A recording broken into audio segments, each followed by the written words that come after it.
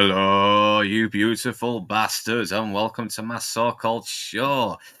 And joining me are the rest of the League of the Retro Spider Menace Bastards. I'm joined by Critical, the Lord of Spiders. Good evening. Standard Menace. Lord of have mercy. Especially after that night before, like you mentioned earlier. Yes. Inside Man, glad to have you all here, man. It's glad to know.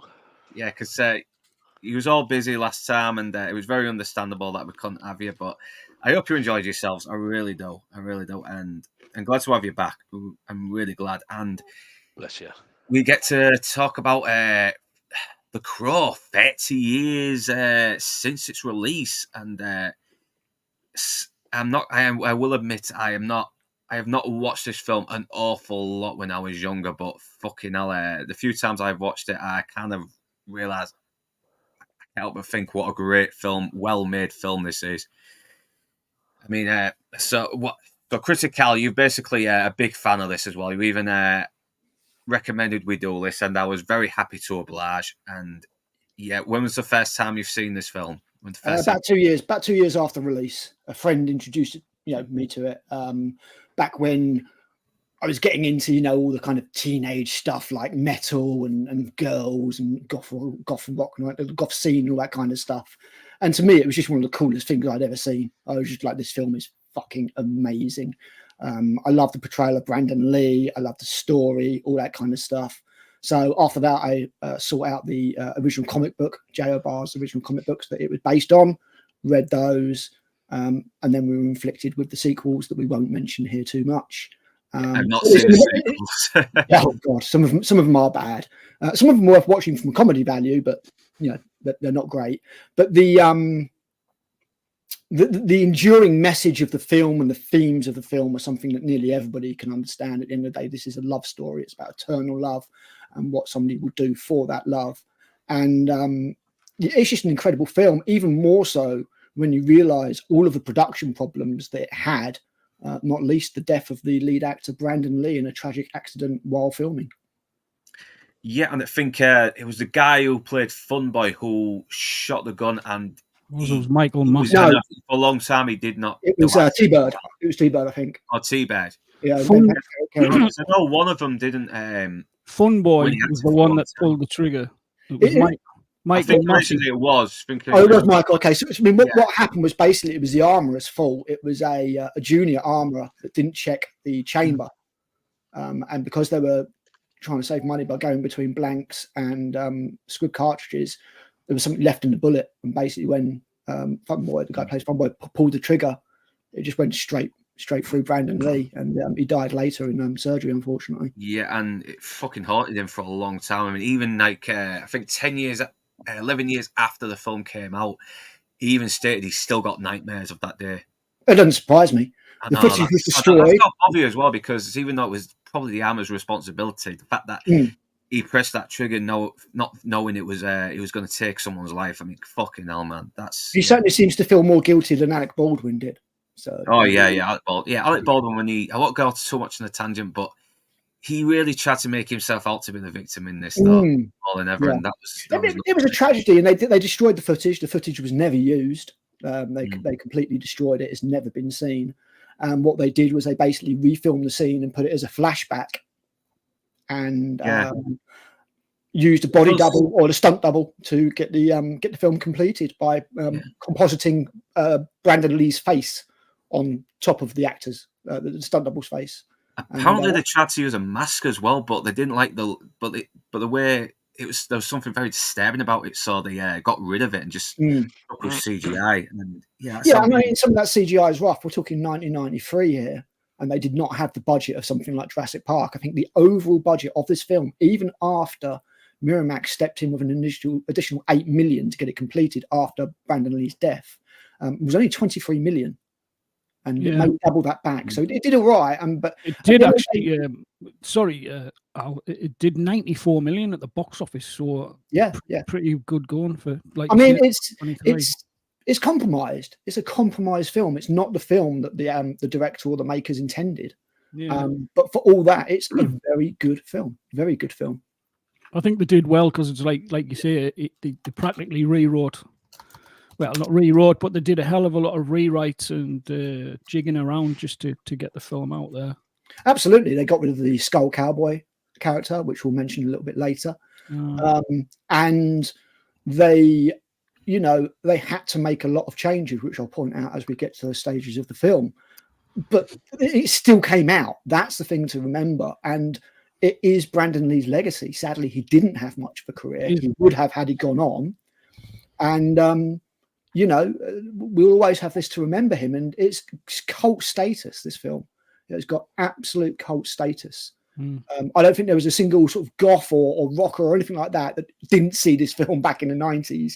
And your kids who would kind of dress like Brandon Lee. They didn't always have the makeup on, but they had the bloody coat, they had the boots, everything, you know. Man, seriously, look at The Matrix. I swear the Wachowskis were big fans of this film because they pretty much ripped off later, Ghost in the Shell, all sorts. You know, I would not be. 6 years later, you got that trench coat. You know, trench coat and guns look like when Eric takes out the meeting with Top Dollar's lieutenants. So, yeah, I mean, Ray Terry, thanks for joining us. So there's nothing, sadly, in the new version of this. There was none of the themes. There was none of the love, the care, the romance, the effort. And the remake is an abomination. I'm just putting the editing touches to a video that compares the book from 1989, the 94 Alex Proyas film, and the remake, and that will expose all of its inadequacies. But I'll shut up now so you can talk to somebody else. Well, Fandad Menace, when's the first time you came by The Crow? I've literally been racking my brains because I knew this question was going to come up, and I honestly can't remember the first time I watched it, but it could have been like a late night TV thing, or it might have been on VHS.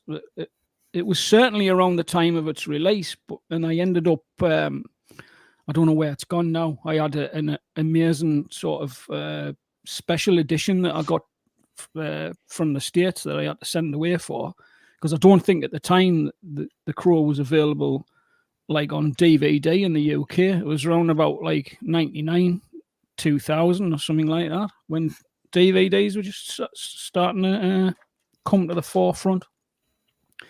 But yeah, I remember enjoying it incredibly. I thought it was great.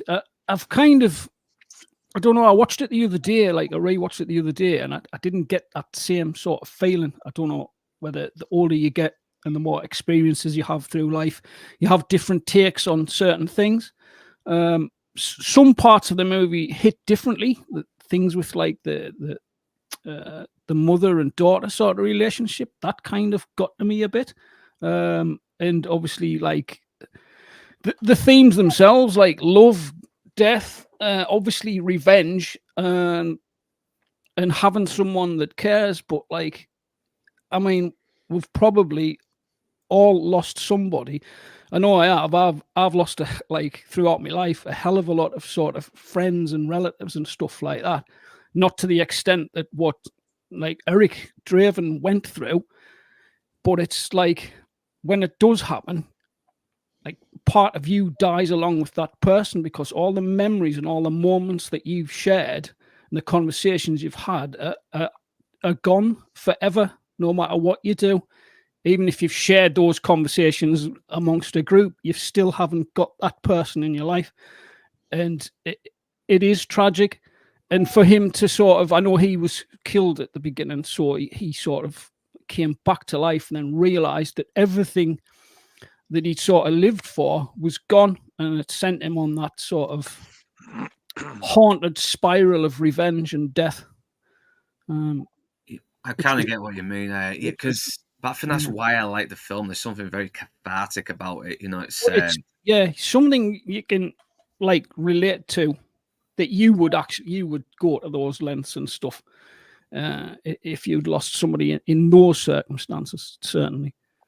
Yeah, well, the guy who originally wrote this, the original comic, James O'Barr, because he had really lost someone, some drunk driver, like killed his woman, and so what he did, he sort of changed the story and had the guy be killed as well, and the women and his girlfriend, his fiance, raped and murdered, and you know, it sort of makes it a bit more personal, and you can really sense his loss in the film as well. I mean, and because he wasn't really that keen on Brandon Lee at first, he was worried after Showdown in Little Tokyo. He thought this was going to be another kung fu stupid action movie, but then he sat down with Brandon Lee.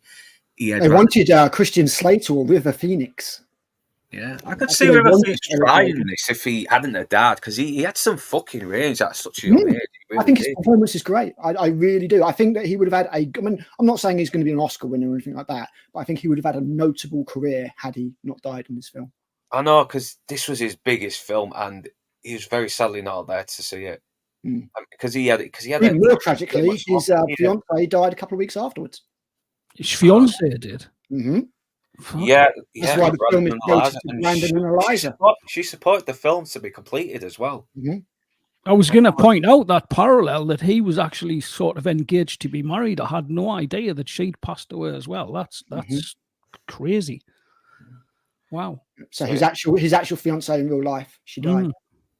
So double the tragedy. I mean, it's just It is a tragedy. It's because there is a lot of tragedy around this film. But yeah, I'm getting sidetracked. Inside Man. What was the first time you came about this film? When did you first hear about it? When did you first see it? I think the first time I heard about it was obviously because of the accident, the situation on set. The first time I saw it was at the cinema, and this is where everybody's going to hate me because I did not care for this film one bit. There was nothing about it that I found particularly engaging. I didn't like the characters. I didn't like the story. I thought it looked like a TV movie. It didn't look particularly cinematic to me. But I'm hoping that this evening this is going to maybe help me reappraise it. So, we'll get so you've got a lot of work ahead of you. We need to convince. I'll sort you out. Well, we always need someone who you've all got your work. We always need someone who has a different opinion. I think you've definitely got your work cut out for you this evening. But obviously, I mean, I was, the first time I did hear about it, as I'm sure did everybody else, the death of Brandon Lee. I mean, from what I had ascertained, and armourers that I'd spoken to in the past about this, because this had always come up on set, and I've worked with so many different armourers over the years. Did this change anything? Inside Man? Certainly not in the UK, because our protocol in the UK was pretty strict anyway, because our firearms laws. Out in the States, they actually do use look. There's this thing right now. Whenever people say this was only a prop weapon or it was a prop weapon, that kind of implies that the weapon wasn't a real weapon. Let's make no bones about it. These were real firearms. The fact that they are props, it makes absolutely no difference. It just refers to the the shortening of the word property. So these are property weapons. So these are real weapons, real firearms. And in the UK, we have. I'm not saying that our armourers are considerably superior to any other armourers anywhere in the world. However, because of our strict firearms laws over here, we don't have weapons that are used that have an unblocked barrel. So all the barrels are blocked. They have this sort of restrictor that's lodged into the barrel, so you can still get a muzzle flash and you still get the smoke and everything. But if you imagine, it's kind of like an hourglass shape, an elongated hourglass shape, so made of metal. Right, and that's pushed into the barrel of these weapons over here, and it cannot be removed. There's nothing that you can do. You can't drill it out without ruining the weapon. You can't remove it. Once it's in, it's there, and it's there for good, for all time. So you can discharge a blank round, but you cannot discharge a live round. If you put a live round in there, the weapon will blow up and it'll kill you. So there's no way that there will be any accidents whatsoever. Whereas in America, it seems that they still use, actual firearms, working firearms, and the ammunition that's used. So there's a distinction, a very clear distinction. So you have blank rounds, which is basically a powder-filled round with the percussion cap that's at the bottom of the round. So when the firing pin hits the base of the round, the percussion cap, that will ignite the powder. The powder will form a gas. The gas finds the easiest way to escape, and the easiest place for it to escape is the crimped end. So it's crimped at the end, and of course that's when you get the immersion of the muzzle flash and the smoke. And then there are dummy rounds.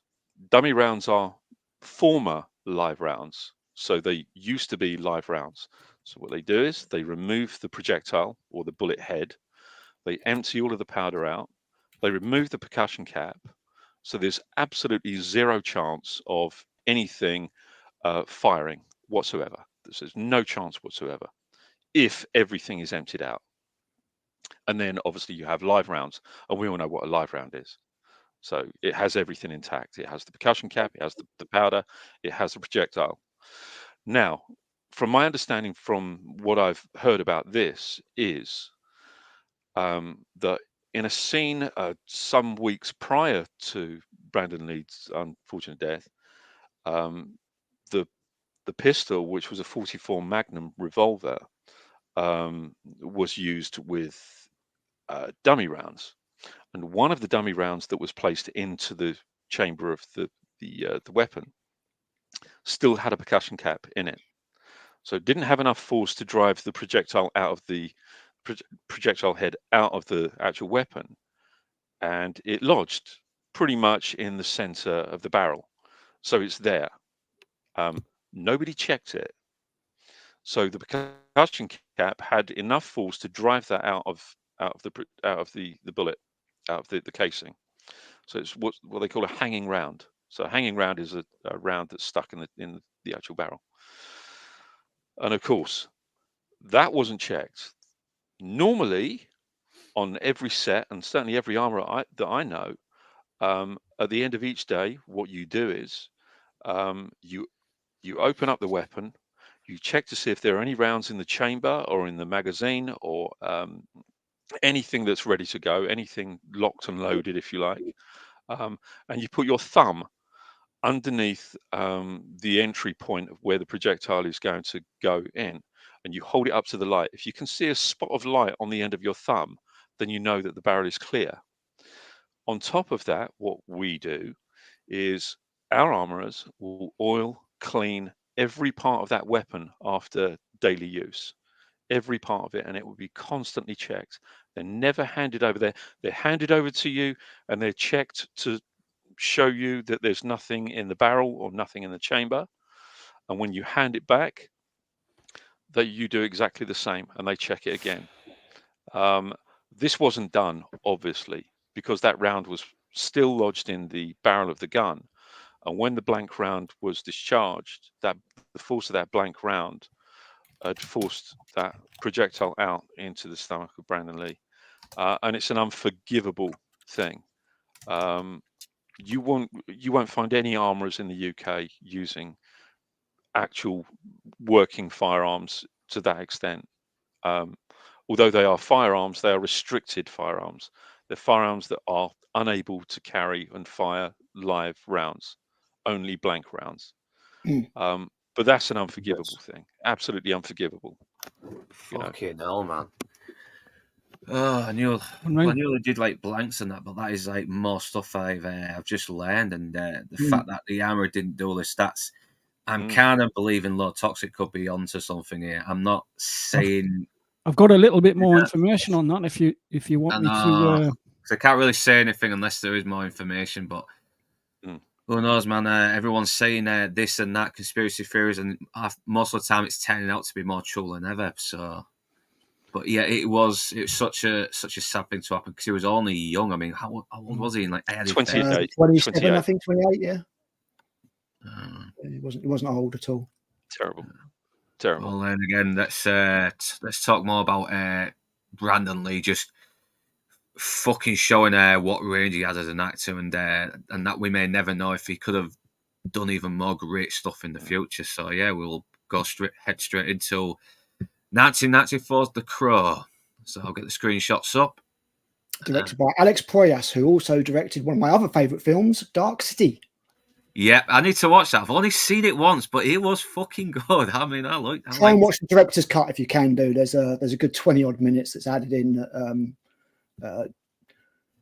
It just smooths out the narrative a little bit, in my opinion. I think the original theatrical cut is a little bit jumpy when it comes to the story, and the director's cut adds a little bit back in. It's worth watching. Yeah. Yeah, sorry, I accidentally knocked the bloody screenshots off. Give me a second. Here we go, and share. So yeah, for Brandon and Eliza. Yeah, that's very sad that they both died. So yeah, Miramax, that pretty much saved this production. Pretty much. I will just say, I thought that she had actually went on to remarry somebody and had a daughter. I don't believe so. I think she died shortly after the film was completed. Yeah, how did she die? I mean, did she have an illness? Or something? It was unexpected. It was something. Let me see if I can. I thought that she had remarried, that she married somebody else and had a daughter. Let's find out. It says Eliza Hutton breaks silence 28 years after fiance's death. Oh, there you go. So, Yeah, Eliza Lee. Okay, Brandon Lee's wife. All right, well, I'll let you have a look at that first, and I'll go through some of the movie a little bit. But this is a very good intro, because already you're seeing buildings are on fire, and this city is such a fucking shithole. It is rough. Detroit. Yeah. Oh, Hull. I love. Yeah, I like I know it's all miniatures, but it just looks so cool. It's like it does almost look like it makes Gotham City look like a bloody paradise. It really does. It looks even more muckier and as the and decrepit. This is where we come to an apartment where we're seeing a crime scenes happening, and this is where we come to the character Albrecht, if I'm pronouncing his name right. Fucking hell. Yep, played by Ernie Hudson. Ernie Hudson, who's always good. I mean, he's so likable in this movie. I just love this he character. really adds something to this the character. heart. It's so good. He's not got so much of a role in the original comic book at all. Yeah, I'm kind of glad that he expands on it though, because he's kind of like the Commissioner Gordon, really, isn't he, of this world? I like and it's obvious, and it's like 30th of October. It's not called All Hallows Eve. It's called Devil's Night, and we found out it's a couple that's been murdered. And oh shit! Oh, someone's ringing. Who are you going to call? Ernie Hudson. Yeah, I might do that for this October, Ghostbusters. Who knows? Good to have something fun to talk about as well this Halloween. Luke, me mate in the chat, Ray's just put. It looks like Bradford. Well, close enough to Hull. I don't know. Yeah, Hull. One of the two. Yeah, we see a lass called Sally Webster, who's not Sally Webster. Fucking, I'm getting confused with Sally Webster. Yeah, Shelley Webster. It's not Coronation Webster, Street. yeah, fucking hell. Sally's from Coronation Street. Same thing, isn't it? Oh, long day, long bloody day. But she's mortally injured. It's looking like she's not going to make it, and she's really been through it. But we haven't really found out what it is yet. And then we come to Eric Draven, and it's obviously he's another victim as well. He's been shot fatally. He's fallen through the window to his death. And now we've got this crow as well that's basically stalking this area. Like it's found its target to resurrect in a year's time. I don't know how it works. The opening monologue from this scene where you have Sarah's voice saying the legend of the crow is that the crow bears the soul to the land of the dead, and sometimes something happens that means the soul cannot rest, and sometimes like something so devastating that they have to bring them back to set it right. Exactly, to set things right. That was originally spoken by the Skull Cowboy, who was supposed to deliver all of this exposition and explanation as to what the crow's about and why why Eric Draven is back to do what he's doing. But following Brandon Lee's death, they removed the character of the Skull Cowboy, because they basically had too many scenes left to film with him, and they they couldn't pull it off. So they ditched the character, which meant there's some changes made later in the movie. Yeah, because I mean, they could have used some of the stuff that they didn't use in this. They probably could have used in the remake. Did they, or did they just waste it? Sort of. In the remake, there is a character that acts kind of like that mentor to Eric, but it's certainly not a Skull Cowboy. He doesn't do what the Skull Cowboy was supposed to do in this film, but he kind of performs the same role in a really, really bad and lame way. I can't say enough bad words about the remake. I really can't. It's so bad. So it's worth a watch then. It's worth setting on fire. Yeah, Al Pacino in Jack and Jill. Burn this. Burn every copy. Yeah, this is where we meet Sarah as well, and she's obviously like Ernie Hudson, she's kind of the heart. She's the innocence in this world, you know, and she's the human perspective. Yeah. And what's great about this surrogate daughter figure to him as well, you know. Yeah, kind of. What the great thing about this scene is that literally with a couple of lines, Sarah tells us that Eric and Shelley are good people. She's not my sister. Eric and Shelley just take care of me. Yeah, and we found out why they took care of her as well, because we find out later, absolutely. Yeah. But just straight away, we're told that Eric and Shelley are good people. We know that they've been murdered the night before their wedding. So we're going to start emphasizing with them. We're going to start caring about what's happened to them. This never happens in the remake. Never. No. Yeah, they probably. Yeah, it was just a fucking cash in. They didn't care. Oh, it should have stayed in development hell. It should never have been made. Yeah. All right, this guy is probably one of the weakest characters because he's just another superior up his own ass who berates Ernie Hudson's character for doing his fucking job, and that's it. And he is basically the reason why Sergeant Albrecht is working the fucking beat now. He's not a top league copper anymore. Mm-hmm. And because he found out later he was snooping around all these fires that were going off. They even mentioned that like the fires that are going off aren't even as big as they were the previous years, but he knows it's going to get worse soon anyway. So and Devil's Night is a complete fabrication for the film. This was never in the comic. It was never. I got a level. I didn't buy this kind of little micro subplot thing between them. All this kind of stuff. I didn't. That is the weakest part, because he never feels developed. This guy, he just feels like another arsehole. That's it. I mean, he's not like the arsehole in Die Hard who was like, "Geez, we need to find more FBI guys." He was actually funny, but this guy is, he's just there. He's just there to be an antagonist to Albrecht, to make you feel sorry a bit more for Albrecht, who, as you say, is the second human voice in this film. He's a confidant to Eric Draven and imparts some important information to him a little bit later. So, but yeah, he's definitely one of the weaker characters. If he'd been missing from the movie, I mean, you wouldn't miss him at all, really. I know. Really, I do love this scene as well. It shows just what a good guy Albrecht is. He's trying to give a comforting last saying she might make it through, even though he knows it's not possible. But she sees through it straight away, and he's like, "Yeah, she's gonna die. I'm sorry, kid." And you like him. You just like him. He's not insulting his kid's intelligence. He's talking to him like a person. Ernie Hudson's great in this role. I mean, he's so far away from the wise, cracking Winston Zeddemore in Ghostbusters. He's showing his own range here. Here he's caring. He's sort of like, he's not. There's a little bit of wisecracking later kind of thing, but he is a completely different character from what Winston is. And I always found it a bit weird that he didn't do more films. He didn't have a better, more renowned career. Ernie Hudson. He didn't seem to do a great deal. He's been in a few, hasn't he? He's been in a few, but it's mostly like small roles. But he is always charming, though. I'll give him that. He's always got this charm to him. And I'll tell you what, he's like 78 now or something like that. Yeah, the guy's in better shape now than he was here. Yep. As you see later in his absolutely fucking ripped. Yeah, and this cross, I'm going to bring this bastard to life, and it's going to be so sweet.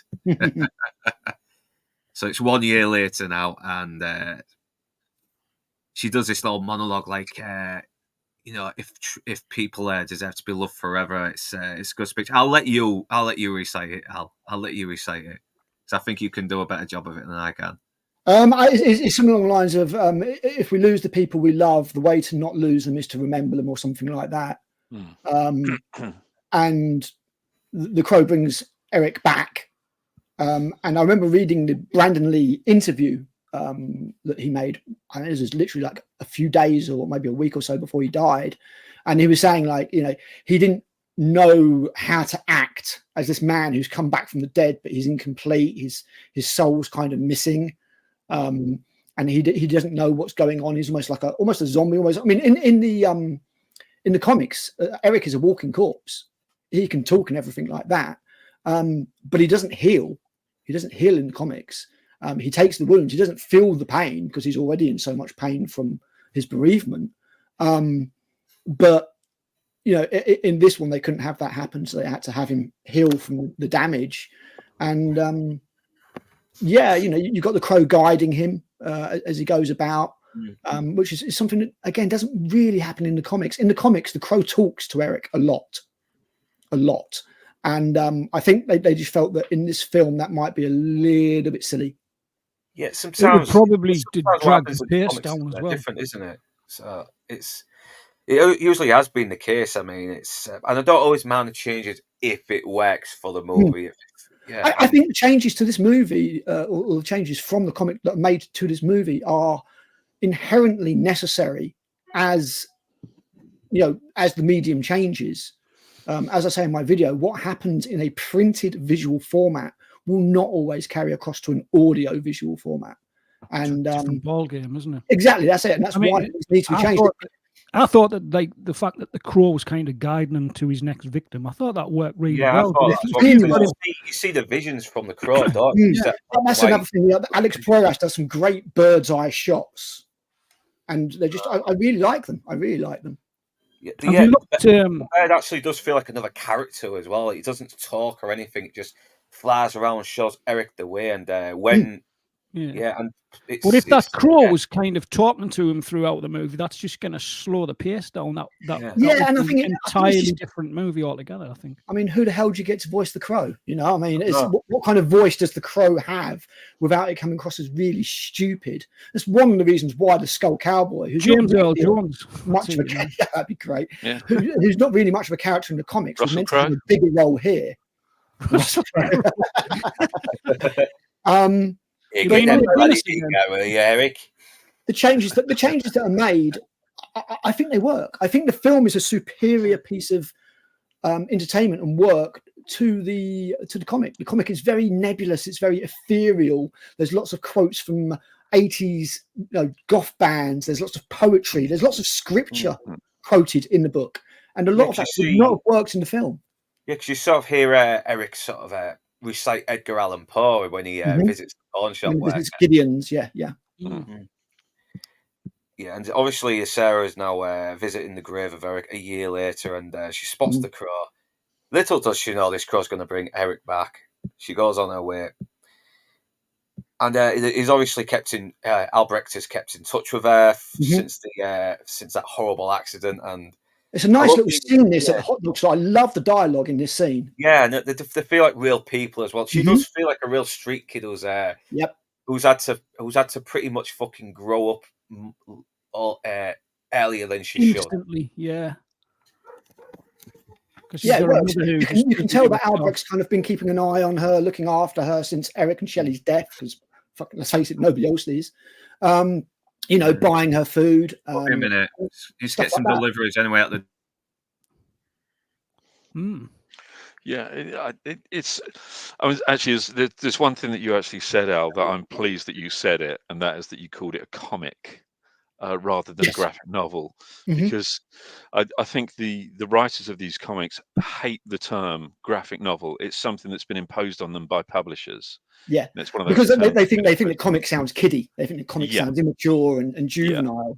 A graphic novel, they think, adds a layer of prestige to it, I guess. But no, this was originally released as a comic. It is basically like a lot of issues of the comics put together. That's what graphic novels really are. Yeah, trade paperbacks. That's exactly what I've got. I think I've got the special edition of The Crow, not the original. And I mean, you know, it was a comic. There's no way of denying it. That's how it was originally released, and it's 5 books in total. The story's split into 5 books, and each of those books is split into loads of weird chapters and sub chapters. As I say, the narrative of the original book is nowhere near as important as the self-imposed torture that Eric Draven is putting himself through by remembering his time with Shelley, even as the crow tells him not to look. Don't remember, it's going to hurt you. We'll be coming to that scene very soon as well, like you mentioned. But I like the fact this hot dog guy actually talks. You know, the city needs is a natural disaster. You know, it's almost like he's hoping it to happen just to rid this city of all the fucking filth. Kind of Armageddon to sort of wipe the slate clean. Yeah, isn't it? Yeah. Just is that Will Ferrell's dad? Sorry, is that Will Ferrell's dad? Yeah, he does look a bit like him. Not the actor from Step Brothers are you talking about? But this is another film where the city has a personality. Sorry. You know, like Gotham in Batman. Yeah, it's a big. Yeah, it's all because it's all run down everything and exactly. Yeah, it's hurting. The city's hurting, and Top Dollar is the one who's hurting it. Yeah. And this is where you get to see most of the guys. There's T-Bird as well, played by I forgot this actor's name from the Warriors. David Patrick something. Yeah, David Patrick Kelly, maybe. David Patrick, have a look. David Patrick Kelly as T-Bird. Yeah, that's it. Yeah. Good actor, man. He's he wants someone to play a scumbag with a punchable face. He's the guy to do it, isn't he? And they've done so much work with the characters compared to the comics, because in the comics, the gang members are pretty much nobody. The only one that gets more than, 2 lines of dialogue is Funboy. Pretty much everybody else is bumped off real quick. It's funny you say that, Al. I actually did think that of the characters in this movie. I thought that they were nobodies. To me, they were. I didn't dislike them. I didn't hate them. I was completely indifferent towards them. I felt nothing about them. And when I'd say they've all got their traits and their foibles. Yeah. I mean, especially compared to the comic. As I say, in the comic, they are literally they're stepping stones. They are absolutely nothing. They barely even speak. Yeah, because in here you still get little hints like T-Bird is obviously Skank's a little bit of a toady, a little bit of a coward. Tintin is the hard man kind of thing. T-Bird's the obvious leader. But when they met their demise, I didn't feel anything. I had no sense of satisfaction that they met their respective grisly ends. I don't know. I suppose I like the poetic way in which Eric kills them. In the comics, he just kills everybody with a sword or a sword or a gun. In this, he kills them with their own weapons. Tintin is stabbed to death with his own knives. T-Bird is blown up with his own explosives. Even Skank is thrown out of a window in the way that Eric Draven was murdered. So, I like that. But I know what you're saying. All I can say is that if you didn't like, or if you thought there was a lack of characterization in this, never watch the remake, because I can't even remember anybody's name. Oh, really? Oh, yeah, no, really. Like there is 100 times more characterization in here, even with just little bits like where later they're drinking shots and bullets, and Tintin's like pussies drink last, man, and you can see the animosity between them. I agree, it's not amazing characterization, but because even it's a lot more than the comic. Put it that way, a lot more. Even their motives aren't really that big. It's mostly just burning the fucking city down. They're just being dicks. They're working for Top Dollar. All of the agency and the creation of a nemesis all goes towards Top Dollar in this film. Yeah. Because in the comic, again, Top Dollar is not a dude. Top Dollar is dead in the first book of the comic.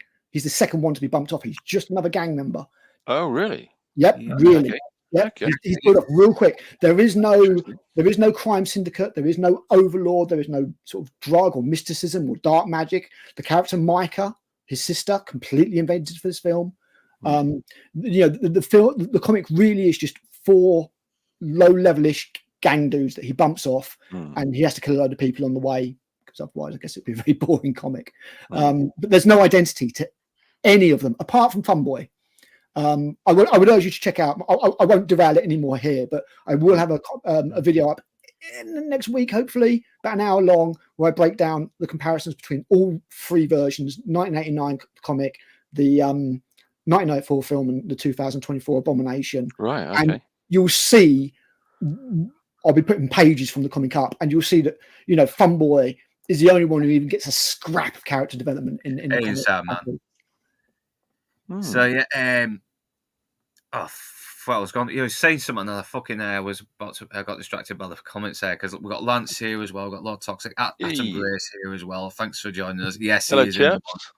one. And Dreamscape. Yeah, I think Yeah. talking about that. He was doing a commentary on it with was it Sammy Repeat and his cousin? I can't remember now. I need to watch it again. I've never seen the Warriors. Top Dollar. We will get to Top Dollar soon, though. But and like once I say, the motives of the villains aren't really that big. It's mostly just destroy everything. But yeah, I mean, you know, going around blowing stuff up. Basically, if there's a business that maybe is fucking him over or something like that, he's like, look, go and blow that up. But it hasn't prevented me. I know, because it didn't really prevent me from wanting to see Eric Draven kill these bastards, because there is a lot of emotion in here as well. And yeah, I mean, well, I like, you know, when they do the assault, the house clearance that ends up turning into a murder. And again, this is a massive change from the comics. In the comics, Eric and Shelley are on a day out. They're due to be married at some point. They're on a day out, and their car breaks down on a road.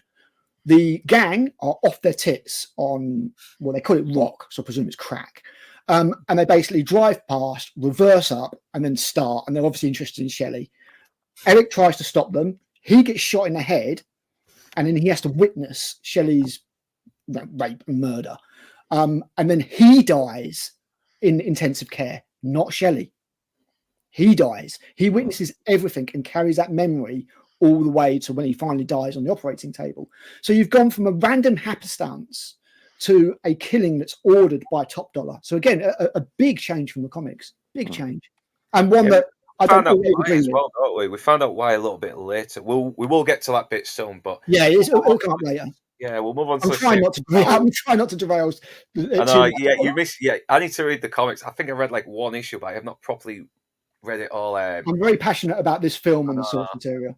Yeah, there is a website called Read Free Comics Online, which is good if you want to save a bit of money. You know, forget that. That's full of Russian bots. Give me 2 seconds. Yeah, that's the bad thing about it. Yeah, it's fucking terrible. It's annoying. Give me 2 seconds, and I will find a link to a blog that's just got the whole damn thing on it, because it's what I used.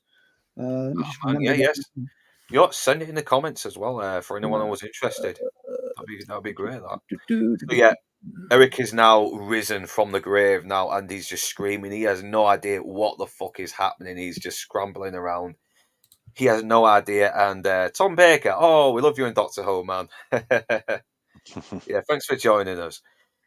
Yeah, and obviously T-Bear's been blowing this fucking place up, and now we're back to Eric. He's obviously been guarded by this crow to go back to his apartment, and as we see later, yeah, we'll skip by a little bit. We know they're causing trouble, blah blah blah. He's leading him to some claws as well, because the crow wants him to look fucking badass when he gets.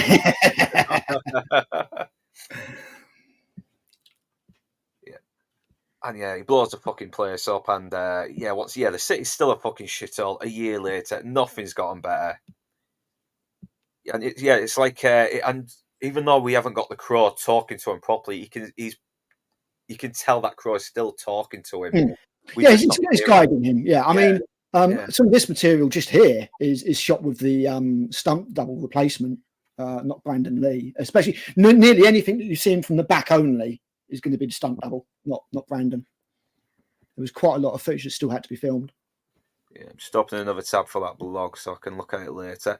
But again, I love the I love the look of this film, and also, as Lord Toxic says, the soundtrack is top class. And I don't just mean Graham Revell's score, which is very haunting, but the actual rock soundtrack. I hated it. I was actually going to mention that. I absolutely hate it. I think I'm so sorry. I'm really sorry to anybody who really loves this movie. I thought some of the music, some of the tracks that were in it were pretty good. The Cure, etc., etc. Yeah, I thought the score, it just didn't sound like it was a proper spotted score. It didn't sound to me like it was Oh, it's Graham done in a Revell's spotting score you session. don't like? Oh man, I love it. Yeah.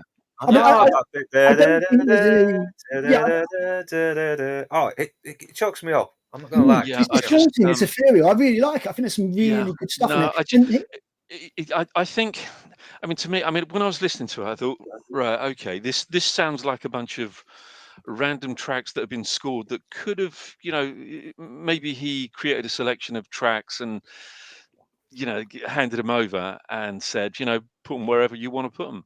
These kind of emote this kind of thing and blah, blah, blah, blah, blah. But it doesn't appear to me that this actually went through a proper spotting session.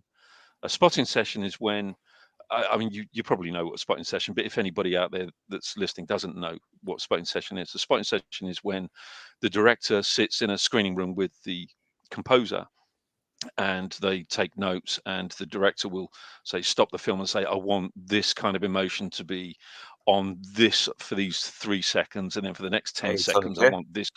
And that's what a spotting session is, to kind of, for the composer to be guided by the director as to which types of emotions he wants evoked to match the picture. That's what a spotting session is. It's a very, very complex, an extremely complex piece of work to do for a composer.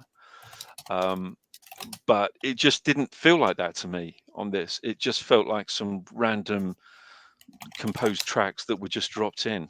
That's how it felt, and I apologize to anybody who really, really loves this movie and really, really loves this music. I just didn't like it at all. In fact, I hated it. Yeah. Well, I do see your points. But I will disagree. I do like it. Probably isn't. I think there's some great motifs in here. Ever, but I still like it. I do still like it. But I mean, it does go secondary to the rock soundtrack. That's the thing, is the rock soundtrack. Everybody remembers Cure, The Burn, as he's putting his makeup on. Everybody remembers Nine Inch Nails' cover of Joy Division, Dead Souls, as he's racing across the rooftops. Not many people remember many of the themes in the score, unless it's something you've seen a lot of times. So I will agree that it's not the most memorable score. There's not a lot that sticks out. You've got a few of the softer moments and things like that. But I think it works for the film just fine. And again, man, compared to the remake, it gives it a little bit of a soul, a little bit of an ambience. Yeah, I just thought it was really bland. I thought it kind of felt a little bit enforced, a bit enforced and forced and slightly cookie cutter, and I don't know. Very. Have you listened to it isolated from the from the film? Yeah, I have the score. Yeah. Because I think that I'll agree that there's a lot of it on the CD that just washes over you. It's almost like background music, and you need those scenes in the film to add the stuff to it. But no, I still like it. There is very little that I don't like about this film, as you'll find out as time goes on. Anyway, we'll shut up again. Oh yeah, Blue Collar Loser just sent me $50. Oh, bloody hell! Wow, mate! I forgot to tell you, I'm qualified for super chats now. So cheers to that. I will blow it on booze. Thank you very much. Yeah. Well, listen, Blue. When I start mine up, I expect you to double that, mate. Yeah, not yet. We got a lot of. You seem to have a lot of information on stuff. You could do videos on this. I mean, oh man, your channel would be amazing. Man, it really I would. think you'd kick ass, man, if you did. As will the videos that we're going to do together. Yeah, of course. Okay, let me read this now. We did 50 rewatches together on my channel. I brought Enzo and Toxic gifts, but couldn't for you because shipping costs. Laugh out loud. Every super chat didn't belong to me since you helped. Never forget where you came from. Love you, dude. I'll be in chat. I will try to remember where I came from. If I get bigger and my head gets too fucking big, then do let me know. But thanks, man. It's Hull, isn't it? Hull, isn't it, where you came from? Yeah. Yeah, don't remind me. It's very difficult to forget Hull, no matter how much you might want to. Oh, yeah. Many actors, many writers, it should have stayed. Yeah, the remake, fucking hell. Yeah, and Tony... I mean, Jason Momoa was attached to it. Luke Evans was attached to it. It is, I mean, they've been trying to make the damn thing since 2010, I think, 2012. And Tony Kaye almost did this film as well. Tony Kaye almost did this film. Jesus. That would have been interesting, wouldn't it? I know. I won't ask what happened, why you didn't. I mean, it's up to you if you want to tell, if you want to divulge that information. But either way, fucking hell, I would have loved to have seen how you did it. One thing I would have been interested in is, would it have carried through the same dark noir action kind of vibe to the film? Because again, that's not really present in the comics. Not really. Even flashbacks that are in the comics is a very white picket fence kind of thing. There's a big religious aspect. They're both, they're not devout necessarily, I would say, but they're both Christians. Like they've got I think it's Shelly or Eric has got a little cross, TA cross of some description. I don't know what the symbol actually means, but it's clearly Christian and in nature. And I wonder if Tony would have done the same dark feel to the movie, because it is very different. Very different. Go away, Nix. Yeah, and I'd love to see where T-Bear's reading this little quote as well, because he, little does he know, he's going to recite that in his very last moments as well. And I love those little moments when it comes back, like little. I think this film's got a lot of quotable dialogue as well. A lot of quotable dialogue. Yeah, and it's all because they were complaining about the fucking, the neglect and the, the just the total neglect of the tenancies and all, the building development. He was trying to evict them. Top Dollar was trying to clear the building so it could be redeveloped or something. Yeah, because they were fighting it over. I mean, they were fighting it, and it's going very badly for them. Yeah, and they probably, and like you said, when they did this originally, they probably did have these as full scenes, but having them as flashbacks just makes it more better, because it makes you feel the trauma he's going through. Oh yeah, Funboy's firing the gun there, and that's exactly what happens in the comics. I mean, no exaggeration. Nearly half of the comics is Eric, dwelling and wallowing in his own misery, as the Crow tells him off for it, basically.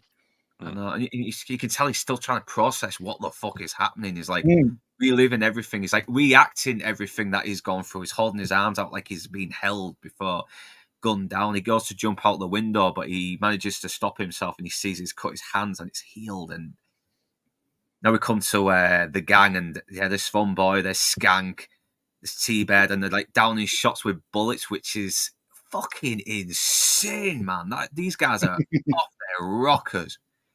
And yet they are kind of two-dimensional, but they are kind of fun to watch. I know you disagree inside, man, but they are I think that's why they're so interesting. Just so there's something there. I mean, they are. I cannot describe enough how much of a blank slate they are in the comics. They just are blank slates. In this, they've done some real effort into distinguishing them. So you have got them being. Yeah, you can tell T-Bear kind of is like, in a way, the second in command, but Tintin's the psychotic rapist. Funboy's like just the giggling, sort of hyperactive nutcase, and Skank's kind of the he's the whipping boy. He's the whipping boy of the group, basically. He's hanging on and trying to hang on the coattails of everybody else, especially T-Bear. Yeah, he's basically the retard of them, isn't he? In a way, pretty much, yeah. In a way. Am I correct? Am I correct in assuming that the graphic novels? I might be completely wrong here. Sorry, I apologise. Comic books. Sorry. Am I correct in assuming that the comic books were all black and white? Or yes. Did I get that wrong? Well, they are. He did a couple of colour illustrations, but the actual comics themselves were black and white. Yeah.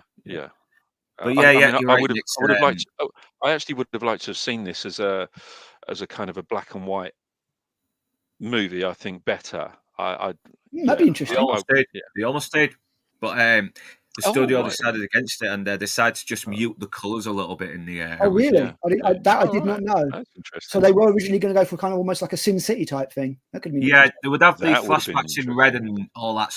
All that cool sort of visual stuff, but. But Fandad, what do you think of the villains at the moment? Do you like them? Well, not exactly like them, but do you think they're interesting, or do you think they're just another bunch of two-dimensional nutcases? It's well, going back to what we were saying about the characterizations was fairly non-existent for me, so they were pretty two-dimensional. But having known what they've done to Eric and Shelley, his actions were kind of justifiable. Therefore, you kind of egg him on to do the things that he was set up to do. But no, I don't think that they're super interesting villains. That, like you say, the kind of sort of stereotypical. You've got the head guy who's a nutcase. You've got that whipping boy who's just wanting to please everybody so he can be in the gang. You've got the guy who assaults women, and they just. I mean, I couldn't agree more, to be honest with you. They just kind of felt like TV villains, those kind of disposable TV villains that you'd get on 70s cop shows. That's what they felt like to me. Nobody really particularly, although they did evil things, but no one really with any great character. That's only my opinion. So all of the haters out there can hate on me. It doesn't make the movie like any less enjoyable. No, I mean, obviously, I still want to see Eric get his revenge against these. 100%. Let's just bear in mind that the only one who really has an arc in this film is Top Dollar, as we'll find out when we get to it soon. He's the only one who really has an arc or he changes over the course of the film, which I'll explain as we get to it. And as I say, he's completely, he's dead already in the comics. He's just a nobody in the comics. T-Bird is kind of just the head of the gang and it stops there. So, and yeah, I mean, I'm partly biased because I love Michael Wincott as an actor. I think he's a fucking incredible character actor. Yeah, because he was kind of like the go-to guy for villains. I mean, Robin Hood, Thieves, and even the Three Musketeers, he's enjoyable in that. It's no coincidence he's in my favourite film of all time, Strange Days. I need to watch that. I keep hearing it. I keep forgetting about it. Fucking hell. I did suggest it to you as a film, so check it out. I know it's not the best film of all time. I know it's not even close to being the best film of all time, but it's my favourite. I can't. It speaks to me. I can't say more than that. It's a science fiction thing, isn't it? Cyberpunkish, yeah. When was that made? Is it like 90s or 80s or something? 94. Yeah, not long after this. Not long after this at all. Written by James Cameron, directed by Catherine Bigelow, his wife. Oh my God, really? Yep. Yeah, Catherine Bigelow's is the fucking. She's a fucking beast. Oh man, I'll tell you what, Lance, if you're still there, mate, try and get Catherine Bigelow on an interview. It'd be fucking incredible. Yeah, you know what, Lance? Collect all of. I'll send you the link. I'll send you the link if you want, man. Try and collect all of James Cameron's wives or ex-wives. For interviews, that would be amazing. Yeah, great director. I mean, he may have gone a bit fucking senile, seeing how much fucking cringe his Terminator movies have. God, yeah. I won't deny the fact that he is still a fucking good director, and he's very fascinating to listen to. Technically, he loves his technical shit. Yeah. I said recently, I said just shortly after watching Avatar 2, actually, I never want James Cameron to stop making movies. I just want him to stop writing movies. Yeah. Because visually, as you say, he's got it all still, but I think his writing's awful. Yeah, to change the subject, I would love to have seen what Tony Kaye would have done. I would have loved to have seen that black and white sort of noirish art house kind of look that you mentioned, because it would have been very interesting. Because I mean, with American History X, he really did portray fucking black and white flashbacks pretty fucking cool as well. So yeah, we'll never know. We'll never know unless we go to an alternative universe. There's still time, They come to Darla as well, played by she was on nearly every single fucking Nazis movies as well. Unforgiven, True Romance. True Romance, wasn't she? Yeah. Yeah, Toxic. Anna Thompson. That's it. Apparently, Toxic mentioned her being on a fucking porno once, and I get the idea. I get the feeling this fucking actress has gone through tons of abuse by the fucking system. I would. For sure. Bless. Yeah, I think she went round basically. Yeah. Yeah, she looks really unrecognisable now. It's not great. No, she does. I saw that. I saw a recent picture on IMDb. I was like, it didn't even look like her. Not at all. So she's work done. I hope she's doing fucking better now. I really do. Because Hollywood is such a fucking evil system. It is. Yeah, not so much Me Too, more Me Neither. Yeah, I know you've told me stories about it, which I won't say live on here because it was all in private. But yeah, it's God, man, it just it's a non-forgiving miss. I won't go too much into it, but we head back to the apartment, and this is where, and then we come to the mask, and it sort of makes sense why he wants to paint his face as well. He wants to give him a mask of this sorrow, this death, and he wants them to feel that sorrow he's going through. And yet, this is a great scene as he's recalling all the good times and smashes the mirror, and you can see his fractured face in the mirror. And that's CGI. You can see that it's not his actual face. And the bit where he stands in the mirror, in the window at the end with the lightning flashing, is also very, very obviously a composite of his face on the stunt double. But I think this is a great scene. Great scene. What I also noticed that is he's not getting flashbacks of the violence inflicted on me. He's getting flashbacks of the great times he had with his wife, and it's like it's even more painful. Because that's the whole idea. It's even more painful. In the comics, Eric takes morphine to try and stop the pain. He takes morphine himself, whereas in this he despises drugs.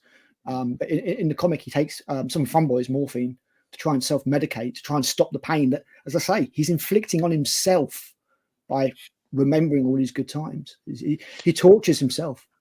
Yeah, apparently a lot of the crew were self-medicating on this as well. Oh, really?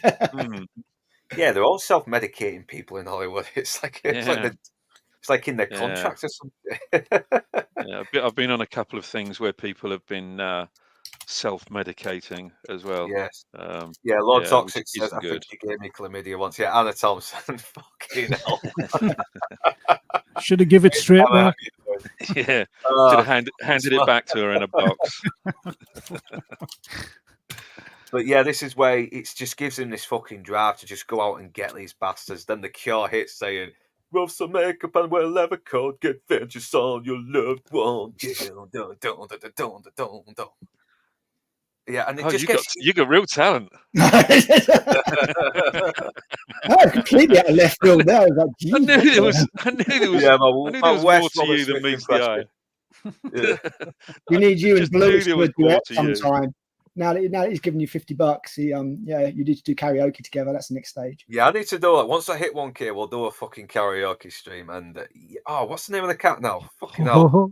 Gabriel, yeah, because he's a very poetic guy, isn't he, Eric Draven? Because you sort of see him later on being very theatrical and quote. Yeah, as you say, he quotes Poe and everything like that. And this is another thing that's been carried over quite well from the comics, because there is a lot of poetry interspersed between the books and the pages in the comics to try and add to that kind of romantic gothy kind of feel that J.O. Barr imported into the comic book, along with lots of lyrics from Cure songs that he found relevant and Joy Division songs and stuff like that. So I'm glad that was carried across into this film. I feel that the themes in the heart of this film are bang on for the comic book. They really are. It is a very emotional driven movie. That's the content that's been changed. That's all. It's the emotion that drives this movie more for me as well. And yet it's so fucking cool as well. I mean, I know you complained about some of the visuals inside, man, but I can't love it. It almost looks like a comic book as well. It's like it's noir. It's noir. It's as simple as that. It's always raining.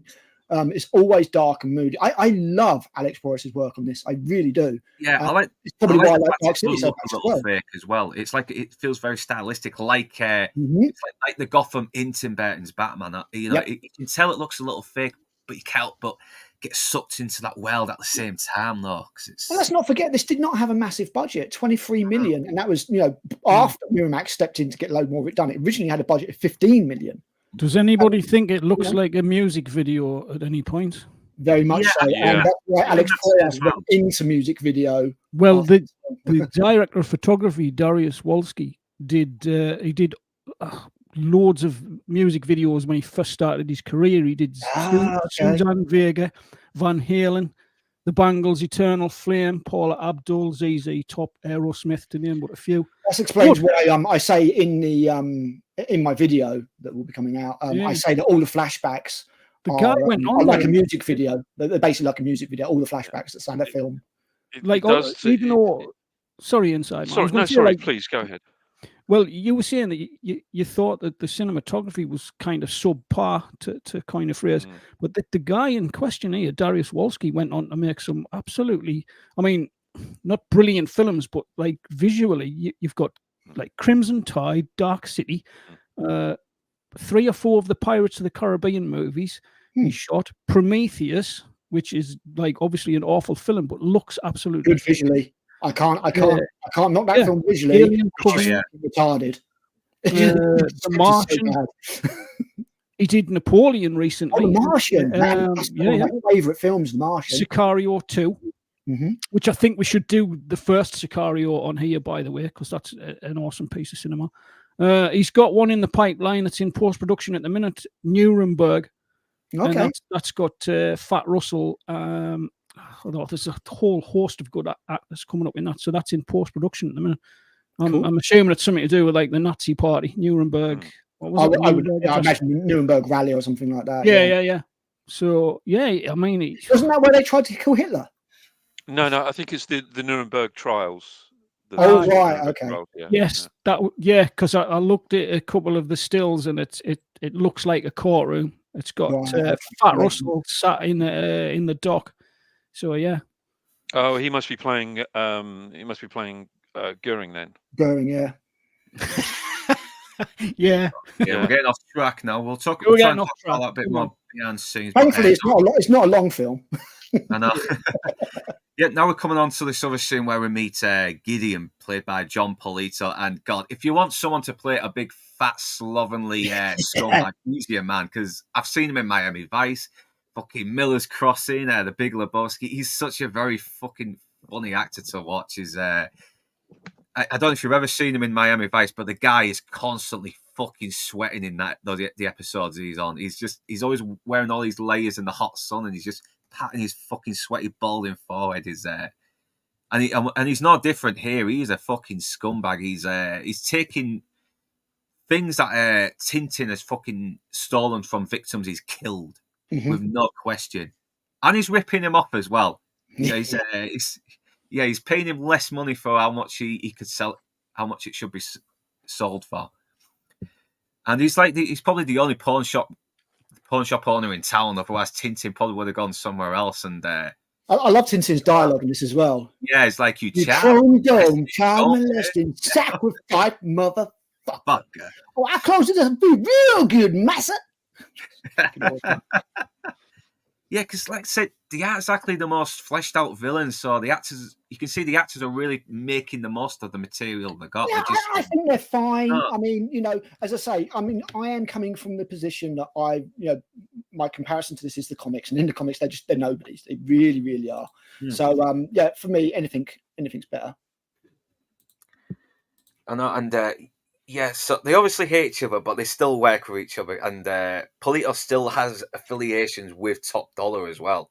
So they've kind of got to put up with each other at the same time. And Eric is being guarded by the Crow now to find Tintin, and he's going to be his first victim. And it's going to be so fucking sweet. It's a very cool fucking death to give him. Very poetic death. And the script is actually very smart as well, even though they made a lot of changes from the comic that probably did piss off a lot of fans, but it probably does make a bit more sense narratively here. Some of the dialogue here is taken directly from the comic word for word. Some of it. But, in the comic, he just kills him with a gun, if I remember correctly. Yeah, so I can see why they made that change, right? This is a guy who likes to use knives. He loves cutting people off. Now he's going to suffer the same fate as his victims. That's what I like, the poetic justice that he kills them with their own weapons. That's an understatement, given what we see later. And he almost does come across a bit villainous, Eric Draven, as well, because when he jumps into the trash and he makes that laugh, he comes across like this evil angelic demon of death. He's an avenging angel. I really like it. Angel. I really like it. And although he doesn't quote any scripture in this, like he does in the comic books, he does have some lines of his own. I mean, victims aren't we all? As he stabs, fucking great. Try harder. Try again. She's blocking the knives. Yeah, I know. It's like the thing of murder. I know it's pure pulp, but I don't care. I just love it so much. Yeah, I know a lot of Toxic Men because when I think of this, I do think of music videos from the Nazis as well. Oh yeah, no, very much. Those old Yeah, especially in the flashbacks. Yeah. The flashbacks it just feels like a bloody Pearl Jam or Alice in Chains video. It really does. Yeah. So it doesn't surprise me in the slightest that the cinematographer that Fandad was talking about, start with music videos, and B, that Alex Proyas is now well known for music videos. I know, and I think that's why I like it as well, because it's kind of got a distinctive look. You can tell this was made in the Nazis, and yeah, it does serve as a nice. It's going to appeal to certain people. I think the music, the feel of it, the bands playing in the background. I've got to be honest with you. One of the first things that struck me about it was I thought, this to me looks like an 80s film. I think. Oh, that's why you don't like it. Now we know. It's your 80s bias. My 80s. Toxic. I want to do that film. It's a fucking good one. That. So I'll move on from Sicario for now, though. Any villain names from the movie? Yeah, there's Tintin, there's Skank, there's T-Bird, there's fucking Funboy, there's Top Dollar. So in the comic, T-Bird looks like Tintin. Tintin's just another dude. Skank isn't one of the people who kills or rapes Shelley in the comic. He's just a hanger-on kind of thing. And as I've said, Top Dollar is just another dude. He's elevated, obviously, in this film to give Eric Draven a nemesis, which I think works in the film's favour. Yeah, and I do like this confrontation because when he gets Tintin and says, "I want you to tell me a story about a woman named Sally." That's the other great thing is he makes each of them remember what they did because it's a year on. I know, and he fucking mocks him as well, and it kind of puts Eric off as well. He just doesn't get raised. He sort of like falls back a little bit. Like it's just I think it's the memory, isn't it? It's the memory's just coming back and it hits him, and it's that's his real weakness, isn't it? Although obviously something else was generated for the film, which we'll get to later. Yeah, and once again he throws the knives, doesn't he? And he's like, "Try harder," and he's just whacking away, just badass. This is badass. I know it's stupid, but I don't care. It's so badass. It really is. It's cool, but it has a fucking heart as well, which I will get to later. And it's like victims, aren't we all? And you don't see the knife go in. You see him hold the knife, bang, and then it cuts to this fucking 1990s fucking low rent nightclub with. I've been in many of those. I love it. Love it. Yeah, once again, it just oozes fucking Nazis. It really does. And Strange Days is very much like this in the same way. It has lots of scenes with bands playing and stuff like that. And the two films are very similar, actually. I have to say, which is probably why I like it so much. Yeah, it does have a bit of a nostalgic feeling for me. I'm not going to lie. It does sort of take me back to... I mean, this was formative to me growing up. It really was. I remember one year I went to a fancy dress as the Crow, and everybody thought I was Alice Cooper, even though I was wearing a trench coat. Tony Todd as well as Grange. Yes, I love Tony Todd. I fucking do. Yeah, especially his Worf's brother as well. He's so fucking good in Star Trek. He's Kern. Yeah, he's awesome. Yeah. So obviously he's like one of the right hand man for Top Dollar, and this is where we meet him. And obviously I couldn't get a lot of slides here because YouTube are fucking funny on that shit, because you got a bear with feelings, lovely ass, and in the shower. So you do, yeah. And you get the ass of another lovely girl, but she's dead, so that kind of kills the boner here. So not for her, it doesn't. No, yes, these are proper sick fucks as well. I mean, these are like siblings. Yeah, like, I mean, like I love Michael Wincott's line here. It's just like my father always said, "Your childhood's over the moment you know you're going to die." And that's so haunting as well. Oh man, that's a good line. And then he starts his arc here by saying, like, he says he's bored or he's tired or something like that. And yes, he's because so long it's just become child's play to him. Exactly, yeah. And that's his arc throughout the film. As I say, he's the only bad guy that really gets an arc, to be honest. Yeah, somebody stuck. Yeah, that was a good line. No, that was a beautiful. There is some dark humor in here. There is some very dark humor. There's one line I do have from the cop guy that Inside Man doesn't like. But he's like, don't any of your villains have grown up names? He just says it's Tintin. It's like, but the names are bad. I mean, in the comic, there's a guy called Ratso. I'm like, fucking hell! Come on, James, do some work there, mate. So yeah, Fandad, Inside Man, what do you think of Michael Wincott as Top Dollar though?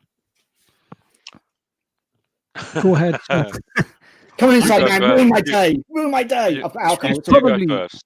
He's probably I'll let the. Inside Man go first, then Fandad. Go on then. Okay.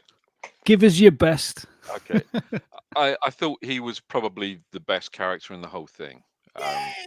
Yeah, well, it's funny. It's funny, because he hasn't really got much of a complex character, has he? So obviously he's going to play this up. So he's got a very flamboyant look as well. He's got this 18th century sort of fucking Hathaway man look. He's got the fucking 17th and that century voice, that gravelly voice, man. Yeah. Oh, it's so iconic. It really is. He was the only one that I wanted to see more of. Put it that way. And that's including Brandon Lee, and I'm sorry to say that. It's a shame we haven't really seen him in more movies recently. I was thinking that. The last thing I saw him in was that Nope film. Was he in that? Yeah, he was in Nope. Yeah. That's the last thing I saw him in. Well, that was awful. Yeah, that was not good. Not good. That was just. Oh, what's his name? Jordan something, isn't it? Jordan Peele. Yeah. Jordan Peele being Jordan Peele. Made me want to peel my eyes. Yeah. God, Jordan Peele used to be fucking funny when he had Michael Keys with him. Those sketches they used to do. Is that really funny? Didn't even realise it was him. Yeah, they both used to be very funny. Watch Key and Peele sketches; they are great. It's a shame they went down fucking hill and went all woke. Oh, libtard! It's fucking. I hate it. I hate when great comics run to the dark side. But yeah, Fandad, what do you think of Michael Wincott here? Oh, I liked him. I thought he was, awful. What a terrible man. Yeah, I wouldn't invite him round for tea. Put it that way. Don't know. He does have a charisma, though. You can sort of see why he is the boss. He's risen it up. Yeah, he's leaning into that role. Something rotten, isn't he? Just it's psychotic, but he does look like he has some fucking control. You can tell he's a guy who's in control and knows what he's doing. He looks mental as well, doesn't he? He looks like I think he brings it well. That long sort of dark hair. You know, as you say, he's got that kind of almost almost like a vampire or something, I suppose. Look to him, you know. Definitely. And as Adam Gray says, I agree. Link is the Lucas Link in this film. She looks great, but I kind of wish she wasn't in it. I do think that I think she's not needed. It's one of the few.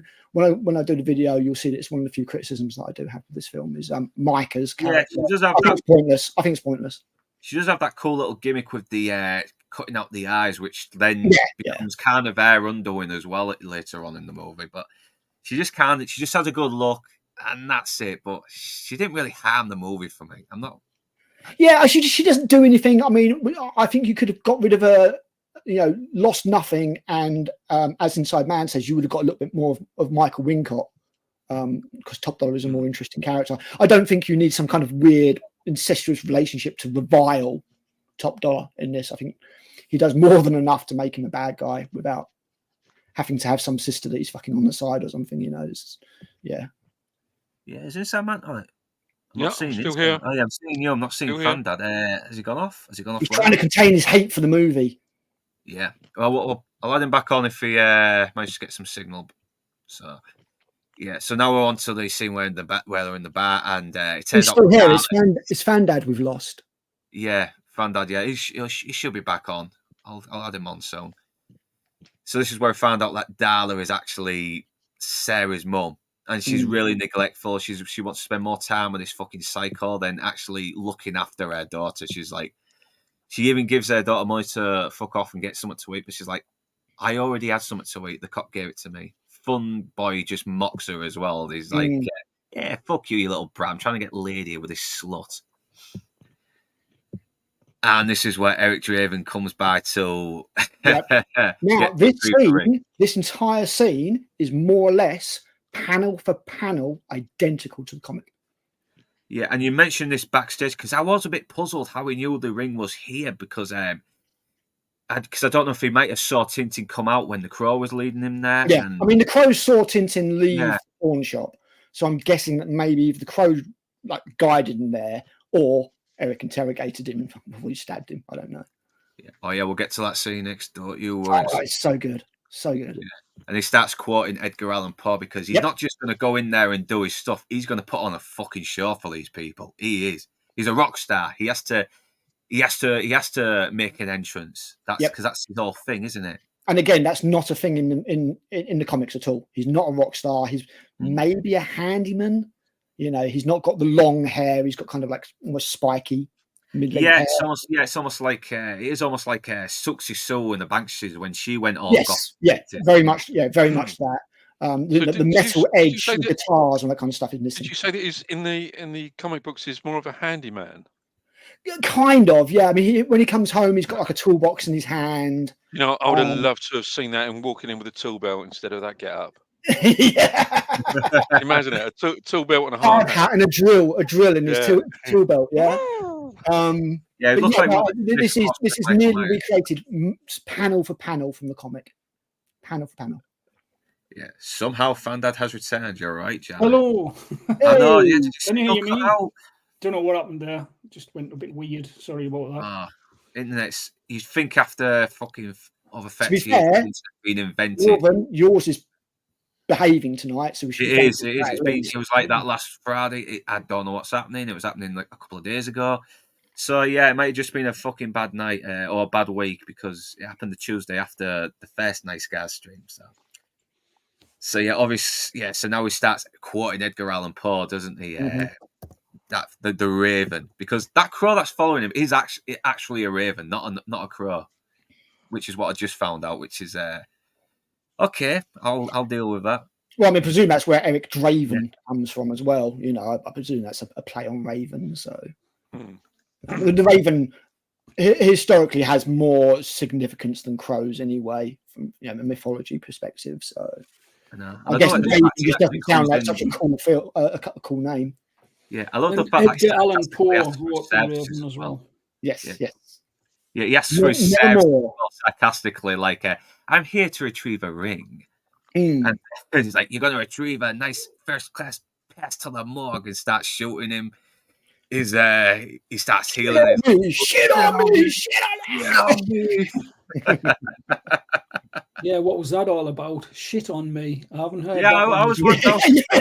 Like, no thanks. It's better dialogue, isn't it? I mean, the thing is, there's actually not that much swearing in this film, really. All things given, it's more violence and anything else. Yeah, no, because I mean they're going for the violence, so just go. And even then, this is so less gratuitous and visceral than the remake, which is just nothing but bloody violence scene after bloody violence scene, and has none of the heart of this. Yeah, and so now he fucking stabs his hand and tells him asks him where the rings are. Yep. And this is where Tintin's just. He's like a fucking human pincushion full of daggers now. It's just great. And like they say, he was stabbed in these organs in alphabetical order. It's like, what the hell, man? That's a beautiful Albrecht's on the case now. He's got his boss there. Yeah. What would you call that, Albrecht? I call that blood, Lieutenant. I suppose you have it writ up as graffiti or something. Hey, get back on the beat and don't start taking the piss out of me. I'm your superior. Remember that. Yeah, I am trying to struggle which is the weaker link now, him or Bailing's character, because like I said, he's just another arsehole superior cop who's having to go at the fucking good copper for doing his job. Yeah, that's all he is. He's a foil. He's a foil to Ernie Hudson's character. That's all he is. And again, not in the film, not in the comic. In the comic, Albrecht doesn't actually have anything to do with Eric's. He's literally just at that scene after Eric kills Gideon, and he does kill Gideon in the film, in the comic. Sorry, in the comic, it's a Captain Hook, yes, really, that stays with Eric while he's in intensive care, trying not to die, basically. So the Albrecht role has been bumped up, and they've just put a foil in there just to bounce off him and just make things a little bit. And I also love the poetic justice as well. Like he fills the shotgun up with the rings of all the victims that have been killed and the rings of power. Yeah, Yeah, I mean, because these are rings of victims that Tintin has killed, or Top Dollar's goons have killed and sold them to him, and he's accepted them, and now Eric is making him pay for accepting these tainted goods. He doesn't kill him though, because he wants him Top Dollar to know that he's out for justice as well. He needs him to tell Top Dollar about it. And is that gasoline I smell? Just fucking blast it. It's fucking cool. And I think you mentioned this before in your review, Critical. Was it a dummy that was standing there while the place blew up, or was it a stuntman? Yeah, as I say, in the comic, he actually kills Gideon because he's already got another person to deliver the message much early on in the film. So that's another change. And then what he does, he doesn't blow up with a shotgun. He just sets a bomb, and then Albrecht turns up, and Eric's like, I want you to give a message to Captain Hook. By the way, you've got like 2 minutes before this bomb goes off. But again, much of the dialogue is word for word, like the bit where he leans forward and says, shoot if you will, Officer Albrecht, and stuff like that. It's straight out of the comic. Yeah. And this bit always confused me as well. Like, is the barman kind of the lesser arsehole here? Because he's giving her a little... Well, it's kind of a root beer, isn't it? I mean, I've never had root beer, so I don't really fucking know. I can't stand root beer. I don't mind it. I think it's right. But he does seem to be trying to at least be a good guy to her in a way, while her mum's just being this fucking irresponsible. She's a total fucking bag, isn't she? Yeah. She's a fucking mess. And I've known plenty of fucking women like that, though. It's tragic. Technically, your mum, she's off right now.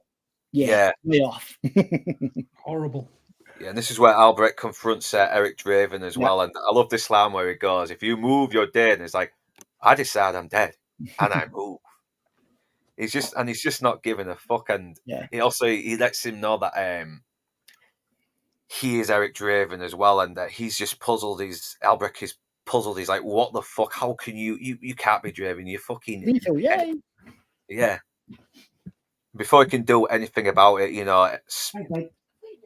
lo and more fucking chaos happens, and Eric Draven's gone.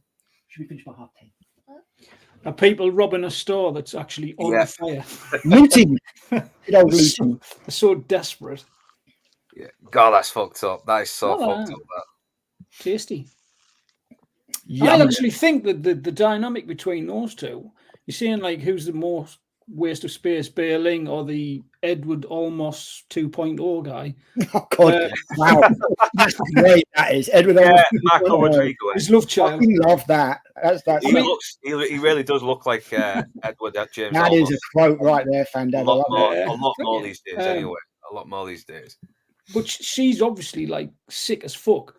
But what's it called? Top Dollar. He's worse than her. He's allowing her to do the shit that she does, and he's not fazed by it.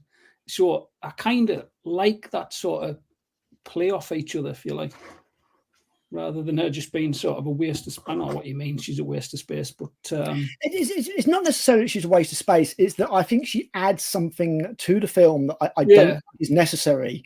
Right. I do wonder if our character, and I couldn't find anything out about this. I tried to find interviews with script writers and all that kind of stuff, but I couldn't find out if she was added after Eric Draven's death, because after Brandon Lee's death, because Brandon Lee's death changed so much in this film, including the source of his powers and how to remove his invulnerability, which we'll get to in a little bit. And I'm wondering if she was brought in to reinforce that side of it, where the crow is the source of his powers, and obviously she covets those powers. She wants the crow's power for herself. I'll be very interested to know if anybody can find that out from the scriptwriter's perspective as to whether, whereabouts that change was made. I'd find, I don't know if it's out there and I've just missed it, but I'd find it fascinating to find out what changes. Same as Rogue One. I'd love to know what Gareth Edwards' original vision for Rogue One was, because I love that film. Yeah, they should do a video game to put in all the bits that they missed, because the remake had that fucking chance, and it's, according to you, they fucked it up. Mate, I don't have any words. As I say, the video's coming out. I've done a review, a spoiler-free review, in which I say it's an abomination and an insult. You can check that out now for spoiler-free. But I will fully rip apart this piece of shit in a video that should be out within the next 5 days. got quite a lot of work to do. It's an hour-long video. Yeah. So this explains. Yeah, Nix has just explained. Yeah, I can't believe I missed that. I forgot. Yeah, he says a line. I forgot the quote anyway. So yeah, it was Tintin that told him about it. So okay. So it adds a little bit that I really stupidly overlooked. So now we come down to Me too, and I've seen this film like 50 times at least. So. I'm ashamed of myself. So yeah, now Sarah's been saved by a driver and has nearly gotten run over because she's skating on the fucking road in the rain, and which is kind of stupid. You know, she should. Yeah, she needs to fucking calm down. But obviously, he's trying to keep. She's naive. She's that age where kids think they're indestructible. You know. Yeah, makes sense. And then he says a line from the song that she recognises. And he's only just remembering her as well because the moment he touches her, he gets a flashback to a time where he was taking care of it, and she hates it when it rains, and he says it can't rain all the time. And of course, she's going to come to a conclusion. She recognises the voice, but you know, it could have been just another fan who knew the band. Who knows? But I get the feeling they weren't a massive band. I get the feeling they were very much a local scene kind of band. I don't think they had any great notoriety, but it's just another nice touch. I know a couple of lads who are in these bands that do have their own CDs, but they aren't very well known because. You know, it's just if you had a bit of money, you can get like maybe 100 copies of an album out, or maybe less, depending. On exactly. Yeah, I mean, how much money you can have. Their photo is at the club that they go to, where Top Dollar's office or whatever base is located. So from that, I just assume that they're just like a local band that kind of got a little bit of airplay on the radio. I don't know how it works out in America, but. You know, there's plenty of local bands in Nottingham. Yeah, very underground. Like exactly that kind of. I get the announces as well. Yeah. Oh yeah. Feel free. I don't know if it's for me or one of the other lads, but yeah, feel free to DM whoever you need to. For sure. Yeah, I would love to read that original script, and it does add a little bit. I'd be fascinated to know because the film is so heavily compromised. Yeah, but they're still trying to make the best of what they have, and they still bring a lot of heart to it, though. I mean, the relationship still feels genuine, and it's and once again, I love this film has so much heart to it. It's one of the things I love about it. I'm a soft bastard at the core. It's why Strange Days is my favourite film, because of the story of unrequited love in that film. It's got nothing to do with the deficit. It's not even got anything to do with Juliette Lewis's tits. It's the story of unrequited love that's in that film, from two characters, both from different angles. It's very cool. Yeah. So now because Albrecht has come through, is starting to realise this could be Eric Draven. He's going back through all the cases now, and obviously he's got this very pretty young officer who turns out is his wife who's divorcing him, but she is still going to help him out. Mm-hmm. But she is warning him that he's going to endanger his job even more now because he's starting to step in. He's stepping on some very thin ice. Well, his work got him busted down the first time, isn't it? Yeah. He tried to investigate the case too much. Yeah, and because he's come across Sarah now, he remembers that he's going to try and maybe help Darla, but he gets a little bonus here as well because Funboy's there, so he gets his revenge and he gets to sit there. So he's not just out for revenge as well. The Crow guides him to Funboy. Darla is just the add-on, the bonus. Yeah. That was and we'll get to a moment where I will describe how this scene was changed from the original, because this one I do know.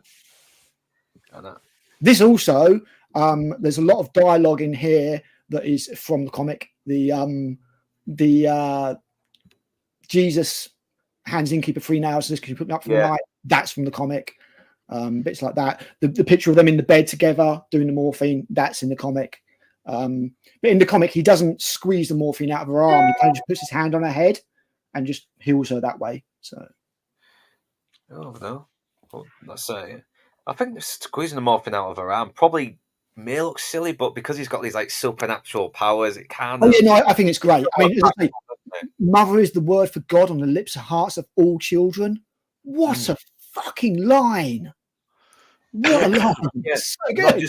Because he's not just some angry sort of like psycho out for revenge. Though he's still got that. He's a good person, and this is what makes. This is what makes us care about him. This is what makes us emphasize with him. He still cares about the people that matter, doesn't he? Exactly. He is a good person, and this doesn't happen in the remake. I really didn't like that line at all. I thought it was really a bit cheesy, or I didn't like it. It sort of made me feel a little bit nauseous. I think it was a bit vom-worthy for me. Oh. I don't know. I just felt it just kind of felt really sort of a little bit of contrived emotion there. It just didn't do anything for me at all. Oh, I love it. It's a great scene. And what happens is you'll see in the film that she waves a razor blade to try and get Eric to go away, and then leaves that razor blade on the top of the toilet cistern. And what happens is Funboy, who has been dumped in the bath after being made to shoot himself, wakes up and attacks Eric with that razor blade. And because Eric has been meddling in the affairs of the living, he loses his invulnerability, because he's there for a reason, to seek vengeance on the gang members, to put the wrong thing right, not to, interfere with people's lives. And because of that, he gets all cut up and he doesn't heal, which is why for the rest of the film, you'll notice he's bound up in black tape. There's black tape all over his abdomen.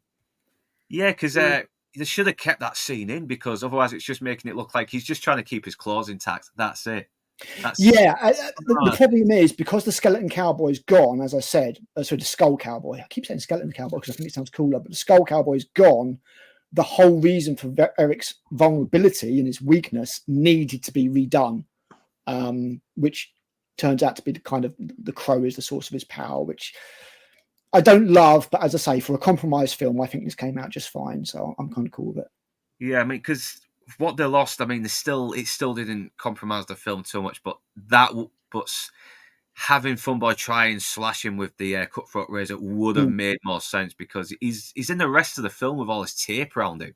Exactly. Yes. Exactly. It's just and it just puzzles people. But tape all over him, and you think he's just done it as like I don't know, to look cool or something. It's like, I know, but there was an actual reason for it in the film, but they got rid of it. Yeah, but it's still fucking boss, this scene. I mean, Funboy just has fun just fucking shooting the shit out of him, only to realise he's not going down. This guy is he's still alive, and he's gonna fucking get him. His numbers are over, and he accidentally shoots him. Eric makes him shoot himself in the fucking leg. If you look carefully, you can see the tubes that carry the fake blood when he lifts his leg up. You've almost got it in this shot, actually. Trying to see if I can. Yeah, because there's always a tube, isn't there? And there's a tube running up his leg, and you can see it when he lifts his leg up. But Funboy is actually one of the characters that kind of got done dirty in this film. In the comics, he has a lot more dialogue, and in the comics, he says like, "I know I'm a monster, and I wish I was sorry for the things that I did, but I'm not." And he asks Eric to grant him a painless death, and Eric agrees, because Funboy shows some level of understanding, if not repentance, for what he does. And let's be honest, Funboy has sex with Shelley after she's had her head partly blown off. He is a sick fucker, but he admits that he's a sick fucker and just says, "Look, it's part of my nature. I wish I wasn't, but I am, and I'm not sorry." So Eric just ends up making him overdose on all his morphine towards the end of that is dark. That is towards the end of the comic. Oh yeah, no, it's fucked up, mate. And Eric sees the whole damn thing. But in this, obviously, he's killed with his own morphine, which again is poetic justice. He's killed with his own weapon, his own vice. I know. Once again, he looks like a fucking human pincushion with injections in his chest, and he suffers as well. He fucking suffers. He doesn't just die straight away. He suffers a lot more in the deleted scene, put it that way. I know. I don't like that line he says, "Look what he did. Look what he made me do to my sheets." Yeah. Oh, man. I know she's going through a lot, but she has some fucking nice bangers on her in the day. Cracking pair of tits. I know. But yeah, it's, once again, we need that humanity as well. We've seen him just be this fucking crazy, sort of psychotic, sort of showman of violence, and now we're seeing the human side of him, because he cares about Sarah, and now he has to know it too. He's a good person. In the comics, he looks out for Sarah, who's actually called Sherry in the comics, but not in such a proactive way, I would say. He ends up passing a note to Albert, basically saying, like, look out for her. And then he goes back and visits her and gives her Shelley's ring, just like he does in this film.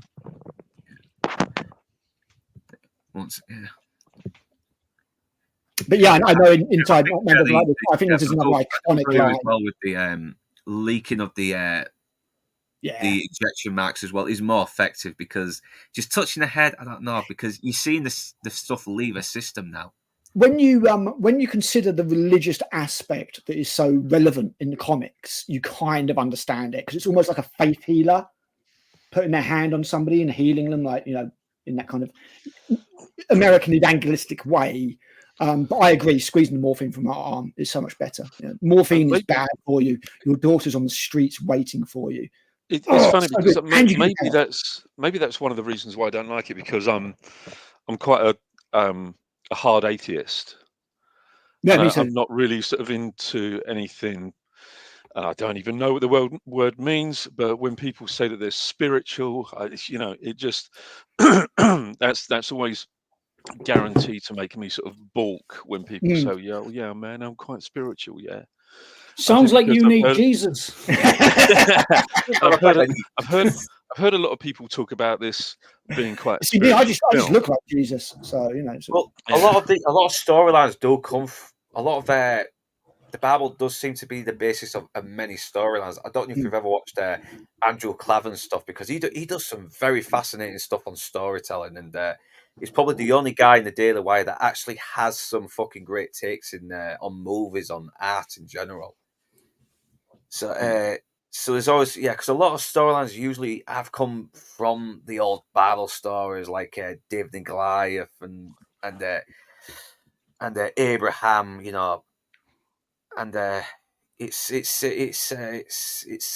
all sort of recycled over and made into. There's certainly fables there, isn't there? That fables that have integrated themselves into culture and in a way that can never be removed. Never be removed. But most of them, I mean, in terms of the Abrahamic religions, Christianity, Islam, and Judaism, I mean, they came way, way, way, way after the Eastern religions. Oh God, yeah. So, and an awful lot of what's in all of those religious texts comes from. I mean, an awful lot of it was taken from the Druids and paganism. An awful lot of it.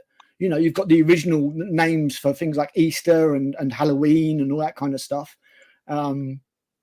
It's all. I mean, it's all almost kind of like the same story from different perspectives. There's so many commonalities amongst the religions. This kind of sacrifice. It's not for me. I'm the opposite of a spiritual person. I don't even believe in ghosts, for crying out loud. I mean, there are so many kind of sort of sacrifice and rebirth stories in every single religious text that you can find. Even going back to things like the Phoenix. Of course. One thing I like about this scene is he's not just thinking about himself; he's thinking about other people, especially with a man obsessed with vengeance. Yep, and this is completely absent from the remake. He saves 0 people. In fact, in the remake, Eric actively gets people killed by involving them. I can't. I just can't. I can't. Yeah, it actually sounds like I'd really like it. Yeah, I think you would. I think you should go and watch it. Yeah. Right now, I'll come with you if you like. Yeah. If you go and watch this film and like the remake and watch it and like it, then it has to be your first video on your YouTube channel. Yeah. It has to be. Yeah. Okay. I will watch it. Okay, it's a deal. I'm already stoked anyway. We will not claim you. So Gideon's now at the bar as well. He's he's obviously all shaken up by what's happened, and now Darla's run out. Fucking good night. Tony told his he's wondering what the hell's happened. He's found Fun Boy. He's just tending to a fucking morphine pin cushion now. And Eric Draven just does that nice little shh before diving out the window and just disappears. It's so cool. So cool. It's very Batman-like as well. And leaves this fucking mark, that crow mark, in his blood. And yeah, and now we take a nice little breather as well from all the violence and the fucking ugliness. Great little human moment that delivers a load of exposition as well. Still got his hat on. His character. Yeah, what was you going to say, Dad? Still got his hat on. I think that's hilarious. Yep. Sorry. Yeah, I know. And he's seen his boxes as well. I was like, come on, don't have Ernie Hudson just standing around in his boxes. At least have again, that's a great kind of a great humanizing moment that shows you the human person. You know, it's so unguarded and casual that I just love it, and you know they relate and bond. And yeah, you know, like you mentioned it does kind of because now that you mention it, he is a guy who's divorcing, so he's kind of not caring anymore if he walks around in his boxes and someone's exactly. Who doesn't walk around in their boxer shorts? I mean, obviously, don't do it in his injury. It's my fucking house, of course I will. Yeah, I went shopping like it the other day. To be fair, I've seen people wear less. So yeah. Once again, Eric Draven is talking to Albrecht. He's trying to find out a bit more. This time, he's not having to read people's minds to find out what happens. He's just talking to them. He's having a moment of being a person again, a little bit of humanity. And again, we get lines here that show us that Albrecht is a good person. He stayed with Shelley for 30 hours, I think it was, or something stupid like that. You know, he's a caring person. He's human. He's not this spectre of vengeance wraith that you know Draven is. And even though Draven has got his human qualities that we've seen throughout the film, there's a human core to this movie that I think Ernie Hudson does a great job delivering a casual humanity. I know, and he reads his mind as well, and he actually feels the pain, everything that she was going through, and and obviously this is going to come in useful later as well. Yes, it's a bit of setup and power. Again, none of this is in the comics. This is all completely made up for the film. But very vital to the film, in my opinion. It just leads to a really fucking cool moment, and it is right. It is just right for that moment when it comes. And we're seeing Eric Draven regain a bit more of his humanity that was taken from him as well. You know, he's almost becoming the man he was before he died. Yeah. It's great. In this moment, he is completely stripped back to his normal vulnerability and character. Yeah, he's not showing off. He's not being theatrical. He's being himself now. Yeah, exactly. And I love this line. You know, Shelley used to care about all the trivial things. Let me assure you, nothing is trivial. It's like a little regret as well. I mean, I think Brandon Lee did have a little interview where he was talking about like we see life as a well that we just exhaust, but the well eventually runs out. He gave some very good deep interviews, just like his dad did as well. Yes, he does. I mean, I love the videos that are done with Brandon Lee. Oddly enough, he reminds me very much of Jim Carrey in them. I don't know why. Yeah, you know, I think I'll get the interview up if I can. Let's have a look. Brandon Lee interview. I think I remember the one that was the one I watched. I think was like an extra on a DVD that I had because I got this on DVD as soon as I could. Yeah, I'll get the shots because I don't want it to go on too long. But okay, yeah, but oh no, it's only 10 to 9. I'm not doing too bad. Yeah, let's get it up. Share the screen. Stop this for now. And good Lord, am I really the only one doing the face reveal? We get to think of life as an inexhaustible well, and yet everything happens only a certain number of times, and a very small number, really. How many more times will you remember a certain afternoon of your childhood, an afternoon that is so deeply a part of your being that you can't even conceive of your life without it? Perhaps 4 or 5 times more. Perhaps not even that. How many more times do you watch the full moon rise? Perhaps 20. And yet it all seems limitless. It has been brought sharply into focus for him how precious each moment of his life is. This is the best role that I've had the opportunity to get my hands on in a film. Because we... Yep. Damn. Sounds like he could be a fucking philosopher as well in his own way. Level, that means nothing to me. It doesn't mean a thing to me. I'm not saying I don't understand what he's saying. I'm saying it just means nothing to me. Well, it's just like don't take too many things for granted. Life is Yeah, short. I know. Yeah, it was just kind of a long-winded way about saying precisely that. And that's it. Don't take anything for granted.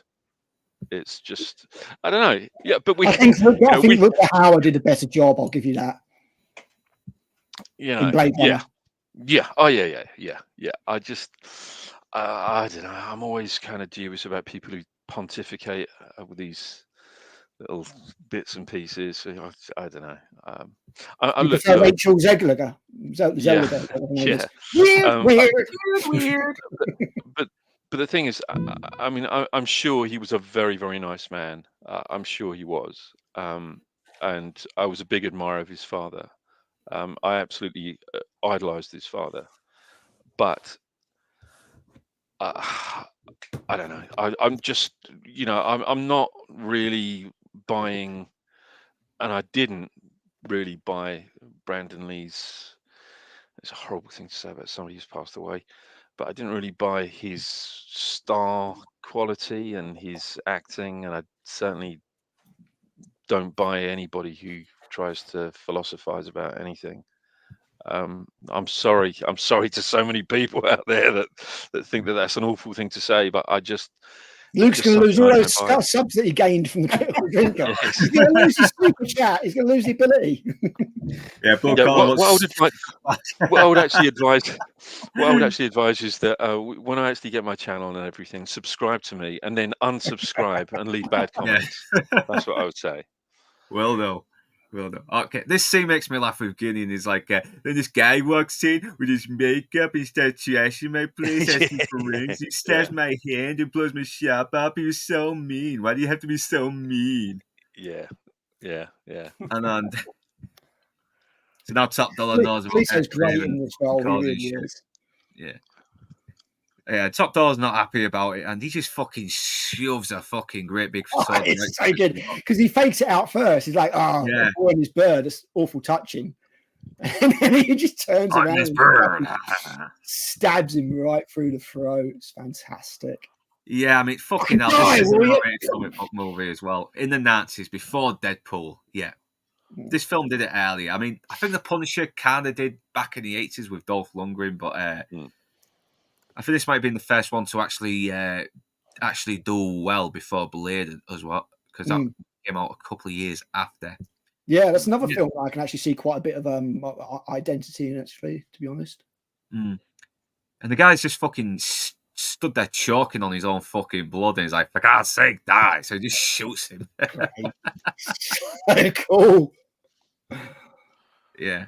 And we also found out they're the fucking half sisters as well. And it does add a bit more of an uneasiness, but probably is a lot more less fucked up than Gideon raping Draven's wife with her head blown off. It's not Gideon, Funboy.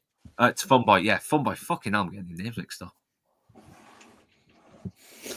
Once again, I love this look, and now she's going through Eric Draven's records, and this is where I come across the crown. It's almost like it's guarding her to him a little bit as well, in a way, because she ends up going back to the apartment later, but not before we get T-Bird's little fucking what should I say? Explosive exit, for lack of a better term. Skank goes out to fucking rob the store, and Eric Draven's already in the fucking car, and he's got him. Yeah, so now they're getting into a bit of a car chase, and now Skank, who's run over, just fucking steals the guy's car as well. A good bit of comedy here, bit of a lightening of the mood. I know. I mean, and T-Bird, he's actually trying to negotiate him. He's trying to talk him over as well. Hey, the way you killed my best friends, we could use a guy like you. But Eric Draven's not buying it. And we also get these two as well. I mean, at this point, T-Bird doesn't know who Eric Draven is. Yeah. He knows he killed T-Bird, but he doesn't know that this is the guy that he killed a year ago. That will come later. I know. It's like he just thinks he's just a random psycho, and he's trying to at least appeal to his good side. But no, then he found out later that's not going to work. And I love his reaction after when he finds out. I love it when he starts quoting the lines that he quoted to Shelley when he goes to the house. Abashed, the devil stood and felt how awful goodness is. Again, I know Insane Man will hate it. It's all flowery and crap. I love it. Awesome. So good. It's like, damn, I should have taken a job at Amazon warehouses. Yeah, he has this total disbelief as well. He's like, he just can't comprehend what is happening. He's like, you can't be you. We killed you. This is the real world. They're not coming back. Oh, it's great. I really know. No matter what Inside Man says, this film cannot be spoiled for me. I fucking love it. I really do. We need different opinions, though. Sometimes we need someone who doesn't like it. If you don't have different opinions, then you have an echo chamber. And even though Inside Man's raised points, and some of them I agree with, I do agree with, it doesn't impact my enjoyment and my belief in the film, which is great because you can take those points on board and go, dude, you've got a point, but you know what? I still fucking love this. Yeah, I fucking hate this film now. Fucking rank. Worst film ever. What a bag of shite. I'm going to bed. See ya. See you next week. Bye. Yeah, and he fucking puts a bomb in his crotch as well. He just puts it in his crotch. I'll tell you what, I love, it's such a little thing, but I love the wave he gives when he sends the car off, and he's just sort of like that. So Skank gets there just in time to see the car blow up. Yeah, and Daredevil definitely ripped this off.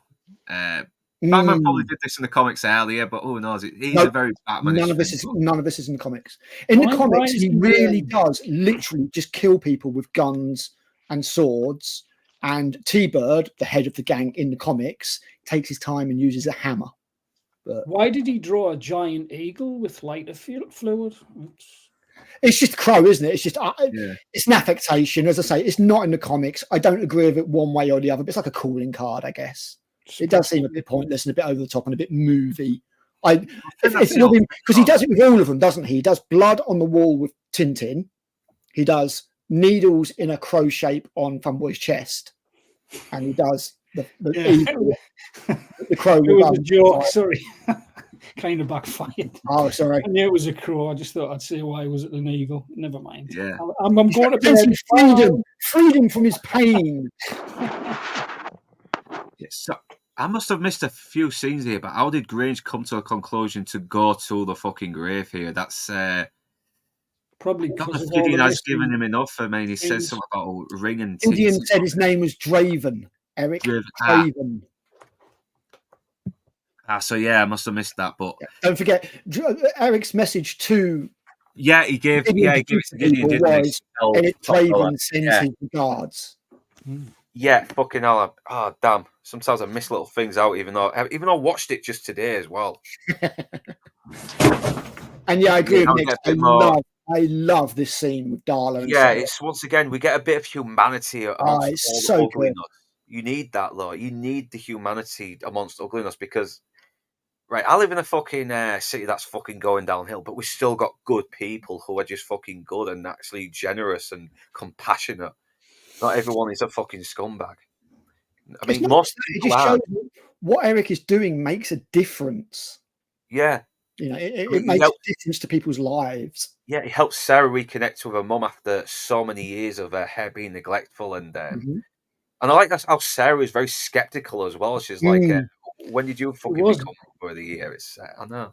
And I thought she was being an arsehole at first, and then I realised, well, hang on, our mother's been an absolute bag of trash for God knows how long. She's been like living on the streets practically for at least the past year, and probably beyond that. I mean, I was quite moved by this scene. Actually, it's a great scene. Really do. It's like kicking the shit out of a puppy for a year, and then turning around to that puppy and offering it a biscuit. Yeah, probably going to be quite suspect, isn't it? But even Sarah sort of realizes, all right, I've hurt this woman who generally seems to want to, redeem herself with me, and also I like my fried eggs. With the eggs, it's really lovely. It's very, very moving, and they bond as mother and daughter for the first time. It's really nice. It's really That's nice. why I like this film, because even though it has its flaws, it's you can tell there's a lot of heart in it, though, a lot of passion in it. Still a load of shite, though, isn't it? Really. Bad as any 80s film out there. Yeah, So- once again, R.S.M.B boss is getting on his ass. Hey, you know, you've been Hey, around Love too it. much. You know, why don't you be an asshole couple like me? Yeah. Get almost. this goddamn vigilante. Screw the other guys that are actually causing trouble. This looks bad for me. Blah blah blah. I'm going to call him Obviously- almost from now on. That's great. I tell you what, I love that. I know he does. Yeah, now I think about it, I do see it as well. He does look a little bit like a younger version of him. Yeah, from his Miami Vice days. So I'm not gonna. Yeah, and all Brick's like, yeah, go fuck yourself. Yeah. Once again, Good lad. now Sarah's gone to the apartment, and yeah, this is where Eric starts to actually properly reconnect with her. He's not just not just encountering it. And yeah, how the fuck's that cat survived all these years? I mean, has it been living on scraps, been hunting It's a rats? cat. I presume there's plenty of rats. How's it so clean is the thing that I want to know. But I like the fact that the city is such a shithole that the police haven't fucking cleared up any of the crime scene, and it's still got tape all over it, and no one's moved in either. No one has moved in. That's how bad things have gotten. Once again, it's a very emotional scene as well, where Yeah, it's great. I love the way he gets lit up like that. You can tell it's not Brandon Lee there in a couple of scenes, you know, because his face is hidden. And yeah, exactly. Yeah, they film it from behind and stuff. And now we're going to come up to the action scene in the movie. And this, I swear the Wachowskis were watching this. I swear they were. Yeah. Skank's just like, "Here's that blowing up T-Bird, man. That was good." He says, maybe we can just record this and play it back in slow motion. Yeah, fucking Michael Wincott, man, is there. Like I said, he's not the most complex villain, but he's just owning this fucking role. It's badass, man. It's cool. It's cool. Yeah, it is a very stylish. It is a very stylistic film. I just love the aesthetic of it. Really, I think it's great. I think it's great. And again, there is none of this in the remake. Absolutely none of it. It's it just looks like a generic movie. Such a generic action movie. Yeah, I can't wait to see it. The thing is that this has a look to it that has a very gritty realism, but at the same time, it doesn't look so much like the real world either. It's grungy. It's 90s. It's MTV. It's almost like a comic book. Almost like a comic book. Yes.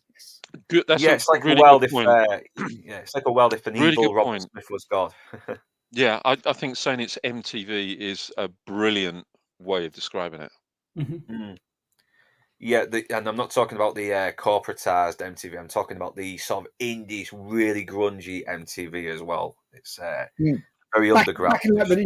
Back probably around about when this, shortly after this came out, when I used to watch Super Rock, which is just a load of metal videos presented by a very nice lady called Julia Vasquez with huge tits. She knew what she was doing there. It's got that kind of soft focus aesthetic as well, I think. Yeah, totally. A lot of 80s and 90s. The thing is, I love about this film is it's got an identity. This film has an identity, a heart, a character. It's not just another soulless corporate piece of shit that got pushed out looking like everything else. And that's one of the reasons I like it. And very sadly, Tony Kaye didn't direct it. For reasons that could have been a really interesting version, and I would be very interested to know if in a parallel universe the film had the same impact on me had it been the art house. Because although I suspect that I think I would appreciate that now as an older, debatably more mature person who understands the nuances of filmmaking and all that kind of stuff, pretending to be a film critic. I think as a younger person, it might not have hit me like this did. If we had, then I don't think that we would have this soulless corporate piece of shit with no identity. Sorry. It's been on the Guinness, hasn't it? My subscriber count went down by. Sorry. You will be, by God. What do you think? It isn't as Sad man's trolling. He's trolling. You got me. it's not. No, I'll take that back. I'll take that back.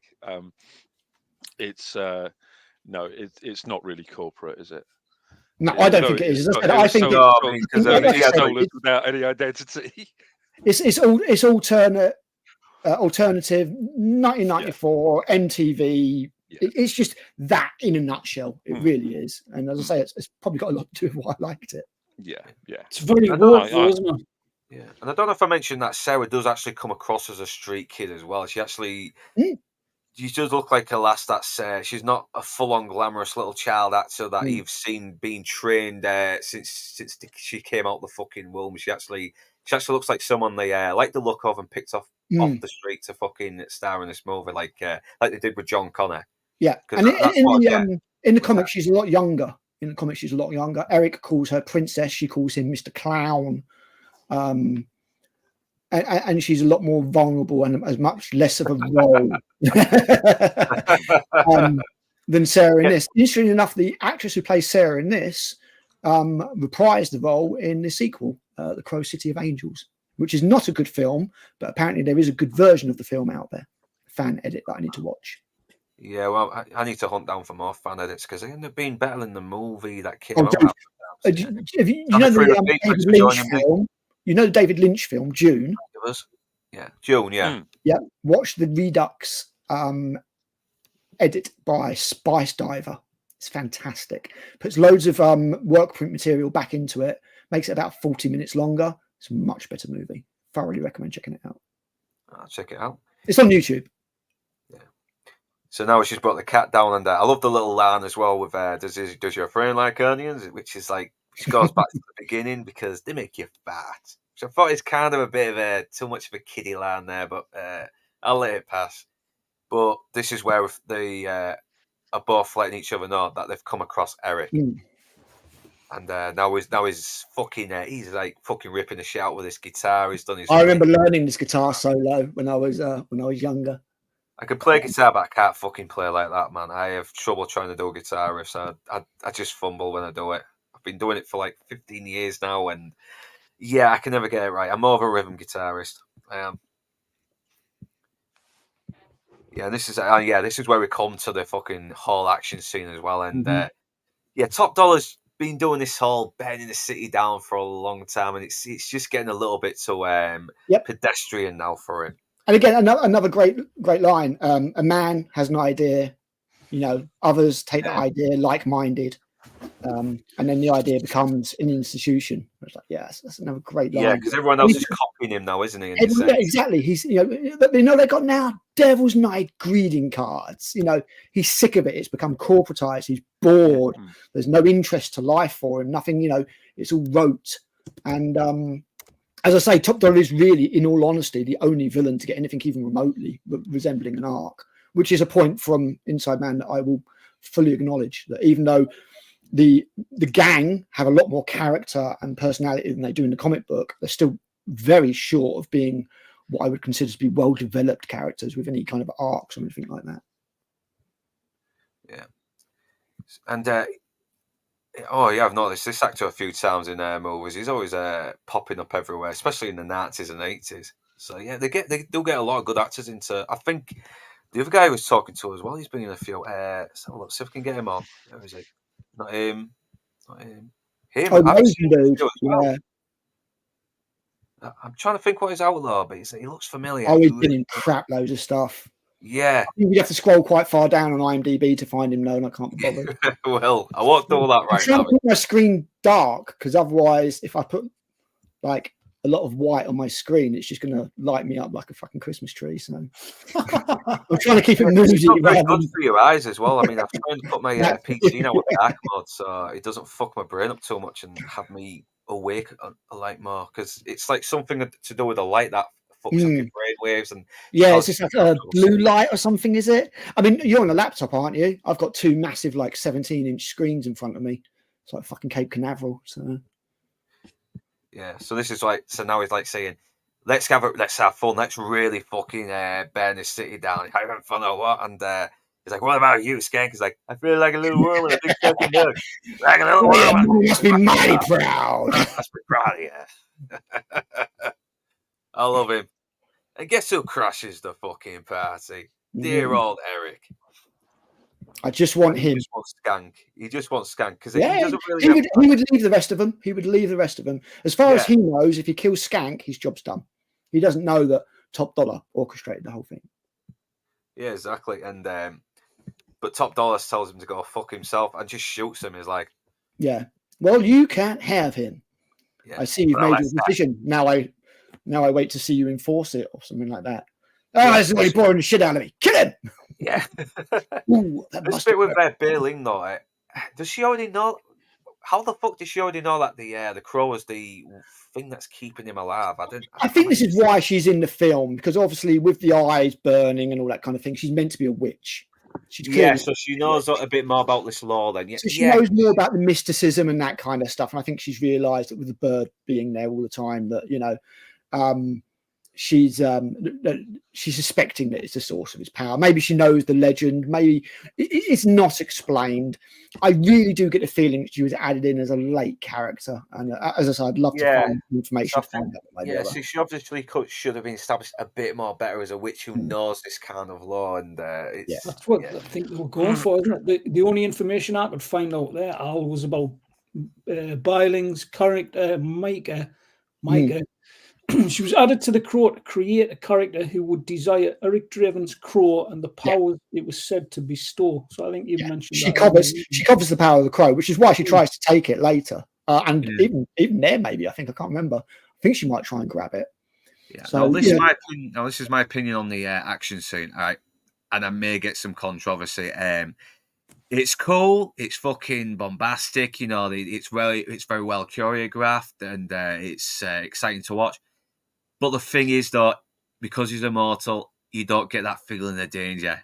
There isn't. I'll give you that. There's no feeling of stakes. No stakes at all, is there? No. I know the confrontation at the end is better because the crow is fucking injured when really it should have been blasted apart by that fucking sniper rifle. But you do feel that Eric is actually in danger there as well. Yeah. No, this is just for the rule of cool, isn't it? It's just it's obviously a cool. He even does the crossover arms shooting stuff. And as I say, I swear the Wachowskis were watching this. I swear they were, because the gunplay reminds me quite a lot of The Matrix. Yeah, and I like the fact that Skank actually does kind of like stick by his guns as well, and he's like he actually does say Skank's dead. He's this guy here. That's Skank over there. He doesn't pussy out. He actually does sort of accept his fate now, and he gets thrown out the window. And as I say, he's killed in the same way that Eric Draven was killed. So again, a little bit of poetic justice. Poor lad. Yeah, and the police he's the one. He's the one character that you would almost feel sorry for. Skank, yeah, because he was a weak-minded guy, but he was still complicit in it, though. Yeah, he still took his turn, which the flashback shows. And at the end of the day, complicity in a crime is still, and it doesn't matter because, that is the end of Draven's list. In the comic, he knows the names. He says Tom, Tintin, Funboy, T-Bird. Yeah. Skank isn't one of the people that he needs to get. He does end up killing him, but that's just on the side. It's Tom, Tintin, Funboy, and T-Bird. And as I say, someone needs to have a word with James O'Barr about his names for his characters, because dude, seriously, that and Ratso, come on, man, seriously. But I'm assuming that Ratso was probably taken from, what was it, Ratso Rizzo, isn't it, from Dog Day? Yeah, potentially. I mean, he is certainly a Latino gentleman in the book. And yeah, I don't know. As I say, that's why I like that line from the sort of crappy cop. Don't any of your bad guys have grown-up names? And like, yeah. So now he's escaped thanks to Albrecht, and now Top Dollar and his bitch is now on the way out, and this is where she relays the she says the crow is the source of his powers. Kill the crow, kill the man. So she's obviously a plot device just so Top Dollar knows how to fucking take him on later, and once again, Tony Todd, he's a good little right hand man. He's not a fleshed out villain, but he's got this fucking presence to him, though. He's fine. He's fine in this, isn't he? Yeah. He does all right. I mean, I don't think he even gets a name in the film. His name is Grange. Yeah, he doesn't seem too much like a mad dog like the other killers. He actually seems like someone who is in a bit more control, but he's still very loyal to Top Dollar. So it's obvious that these two went through a lot together before they started getting like guys like. And again, he gets no development, absolutely none. I will freely admit that he gets no development at all. He's just there to fulfill a purpose, to go and get the information, to get the clues, rather than Top Dollar, because Top Dollar wouldn't stoop to that, if you know what I mean. It's not the character that Top Dollar is. So he serves a purpose in the film and nothing more. I freely admit he especially gets zero character development. Yeah, he just looks cool as well, but I still like him. He's just a cool black dude. Yeah.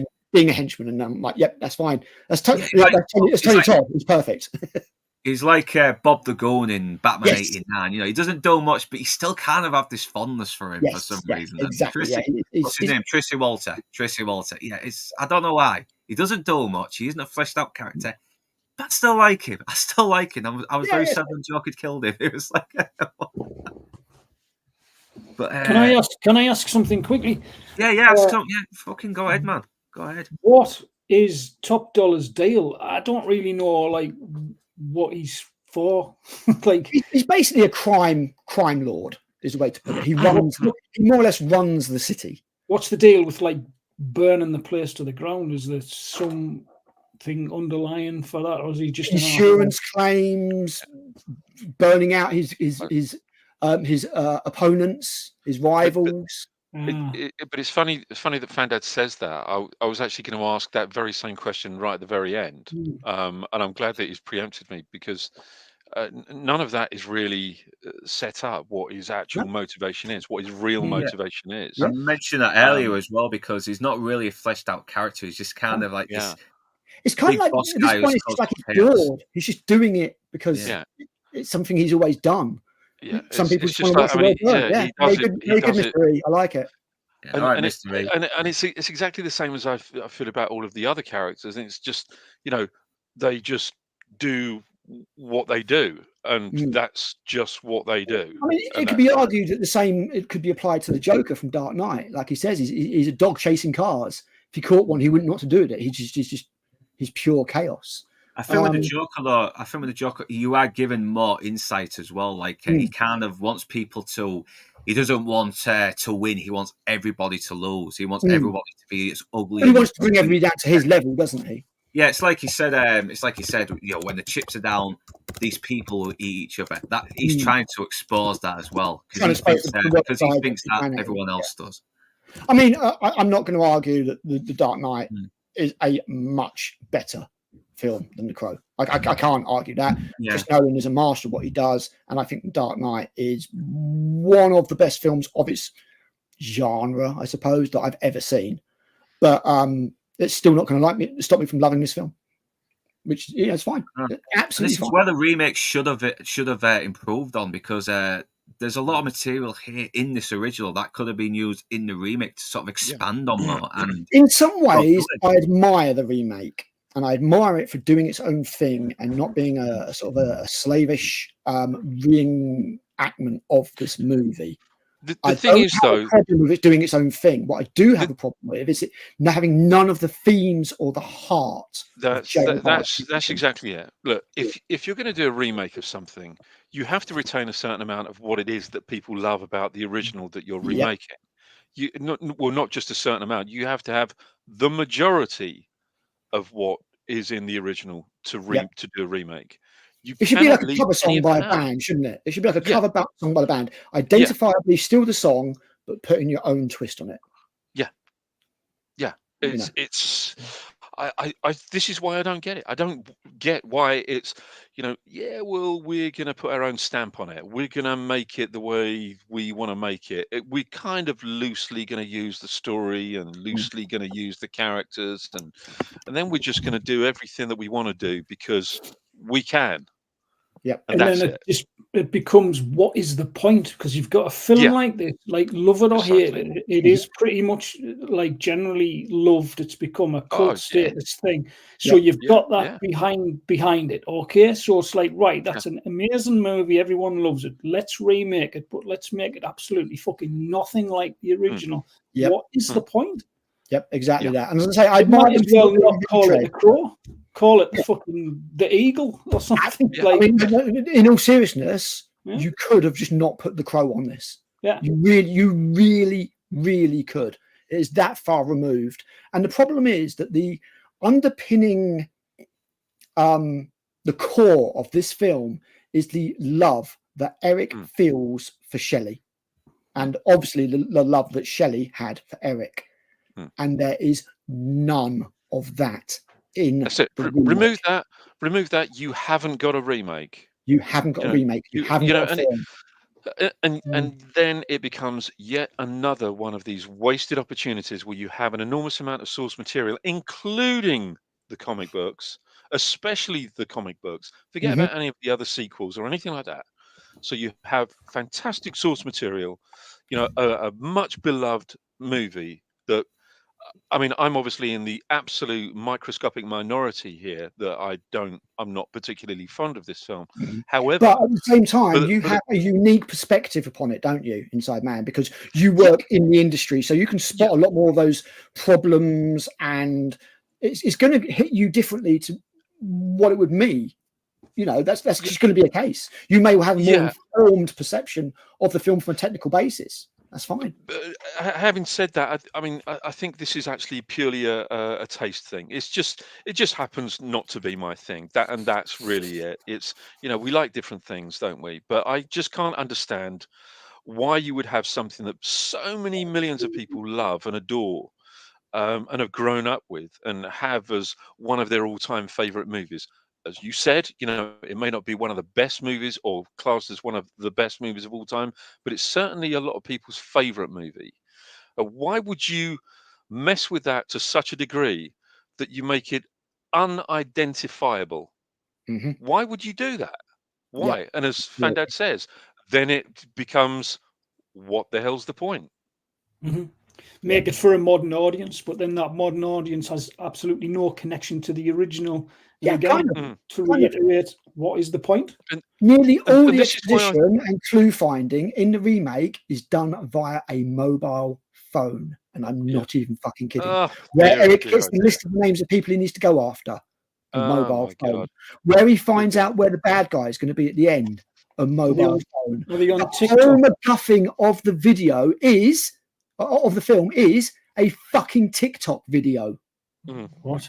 Jesus I'm not Christ. even kidding. I'm not even kidding. Then I'm going to tell you. This now. I've got to watch I'm this. going to tell you now. I'm going to tell you now. I'm going to hate it. I'm going to hate it. I mean, listen. I don't hate this film. I'm just winding you all up. I don't hate it. I'm just not keen on it. However, this whole point of what's the point of remaking a film if you're not going to remake the film? I don't get it. I just don't get it. And this whole modern audiences thing, this modern audiences thing is absolute crap. It's horseshit, because modern audiences can still watch this movie. Modern audiences can still watch old Star Wars movies. Modern audiences can still watch old Batman movies or old Batman TV series. What? Why? Why? The thing is, Why is some it? themes and some motifs are universal. Anybody can identify with them. Anybody, unless you are some kind of modern soulless fucking automaton, can identify with a love story, with bereavement. Like Fandad said, we've all lost somebody. We can understand that loss. Maybe it's not been as tragic as the instance of what happened to Eric Draven, but we can see where he's coming from. Now, I'm going to throw another example at you. Hotel Transylvania. It's a stupid animated kids film with monsters, but at the heart of it is a father that cannot bear to see his child grow up and go out into the world. That is a very universally identifiable theme. Yeah, I fucking watched all them a couple of days ago. Yeah, I like the first two. The first two does have a lot of fucking heart. I only watched the first one, and I thought, you know what? Yeah, I mean, it's stupid. There's a lot of kiddie stuff in it, but there is a genuine heart there that is there is. You can tell. You can really tell. There's a lot of passion put into it. I mean, and it is very silly. All the best animated films, kids animated films, have a deep central core that is identifiable to everybody. By making a film for a modern audience, you're making a film for nobody, because they won't appreciate it, they won't support it, they'll talk about it on Twitter, and that'll be it. It's true. There's no such thing. There is no such thing as a modern audience. There is no such thing. Hollywood they keep saying it. That's it. Just the audience. That's all you should aim at. The audience. Exactly. The thing is, though, that these modern directors and that modern audience thing, you've got, in the name of progression, most modern directors now are telling all us old heads, if you want to call it that, to fuck off. Basically, we don't need you. We don't need 40-year-old white men and all that. And these people are the ones that watch the original version of the stuff they're fucking rebooting or remaking, and in the name of progression. But what we've got is that such a paradigm shift, if you like, in the way that people consume entertainment now, that this modern audience phenomenon or anomaly or whatever, that doesn't really exist. Kids now just want to go on TikTok, they want to go on Instagram, they want instant gratification, and they want that's the word, instant gratification. They are not prepared. Everybody wants to be a superstar. No one is going to give a fuck about movies in about I'll give cinema 10 years at the most. I agree 100%. The only future that I see for cinemas, like movie theaters, is re-showing old films. That's it. I agree. Exactly what they do. That's what they've shit the bed, and they've realised that's the only way to make a buck now is to show old films. Because and the only reason they use this whole modern audience, we've remade this for a modern audience, is whenever they mention that two-word phrase, modern audiences, it's their get-out clause, it's their excuse for them dealing with for getting this a piece of incompetent crap, pushing it onto a credulous public. We've made this for modern audiences, so this is how they do it. It's look, if you don't like this, then you're not the modern audience, then you're not with it. You have to like it. You have to be a modern audience member. You have to be part of the club. You have to like this. Exactly. And it's that's that the narrative. Kind if you don't, you are the enemy. Yeah, you didn't see a movie though. You didn't see a movie, even though we told you not to go, even though it wasn't made for you. Look at the new Disney Snow White film. Look at the new Disney Snow White film. Rachel Zegler's going around proudly saying this won't be a love story. Why the fuck not? What's wrong with a love story? Point, no, it's love. What's wrong with a love story? What's wrong with it? There's nothing wrong with a love story. Well, we are getting off track now anyway, because Rachel Zegler, she's an idiot. She is. But when it comes to love, it's not just the love of his the wife he lost, it's the love of the little girl that he saw as a daughter as well. And once again, these moments fucking shock me up a bit. I don't know how the acting, the way it's shot. I'm not sure that he sees her as a daughter. I'll be honest. I get the feeling that in the comics, certainly, because in the comic there is talk of them having a baby, if I remember correctly. But in this film, I get more of a little sister vibe, if I'm being honest. I certainly get the feeling that Shelley treated her like a sister.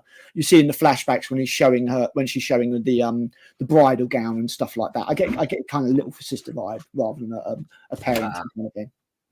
Yeah, so whenever I see the scenes with her and Eric, I sort of see a surrogate father, in a way. Because potentially, I mean, as I say, people are going to see things different ways. It's just the vibe I got from it, to be honest.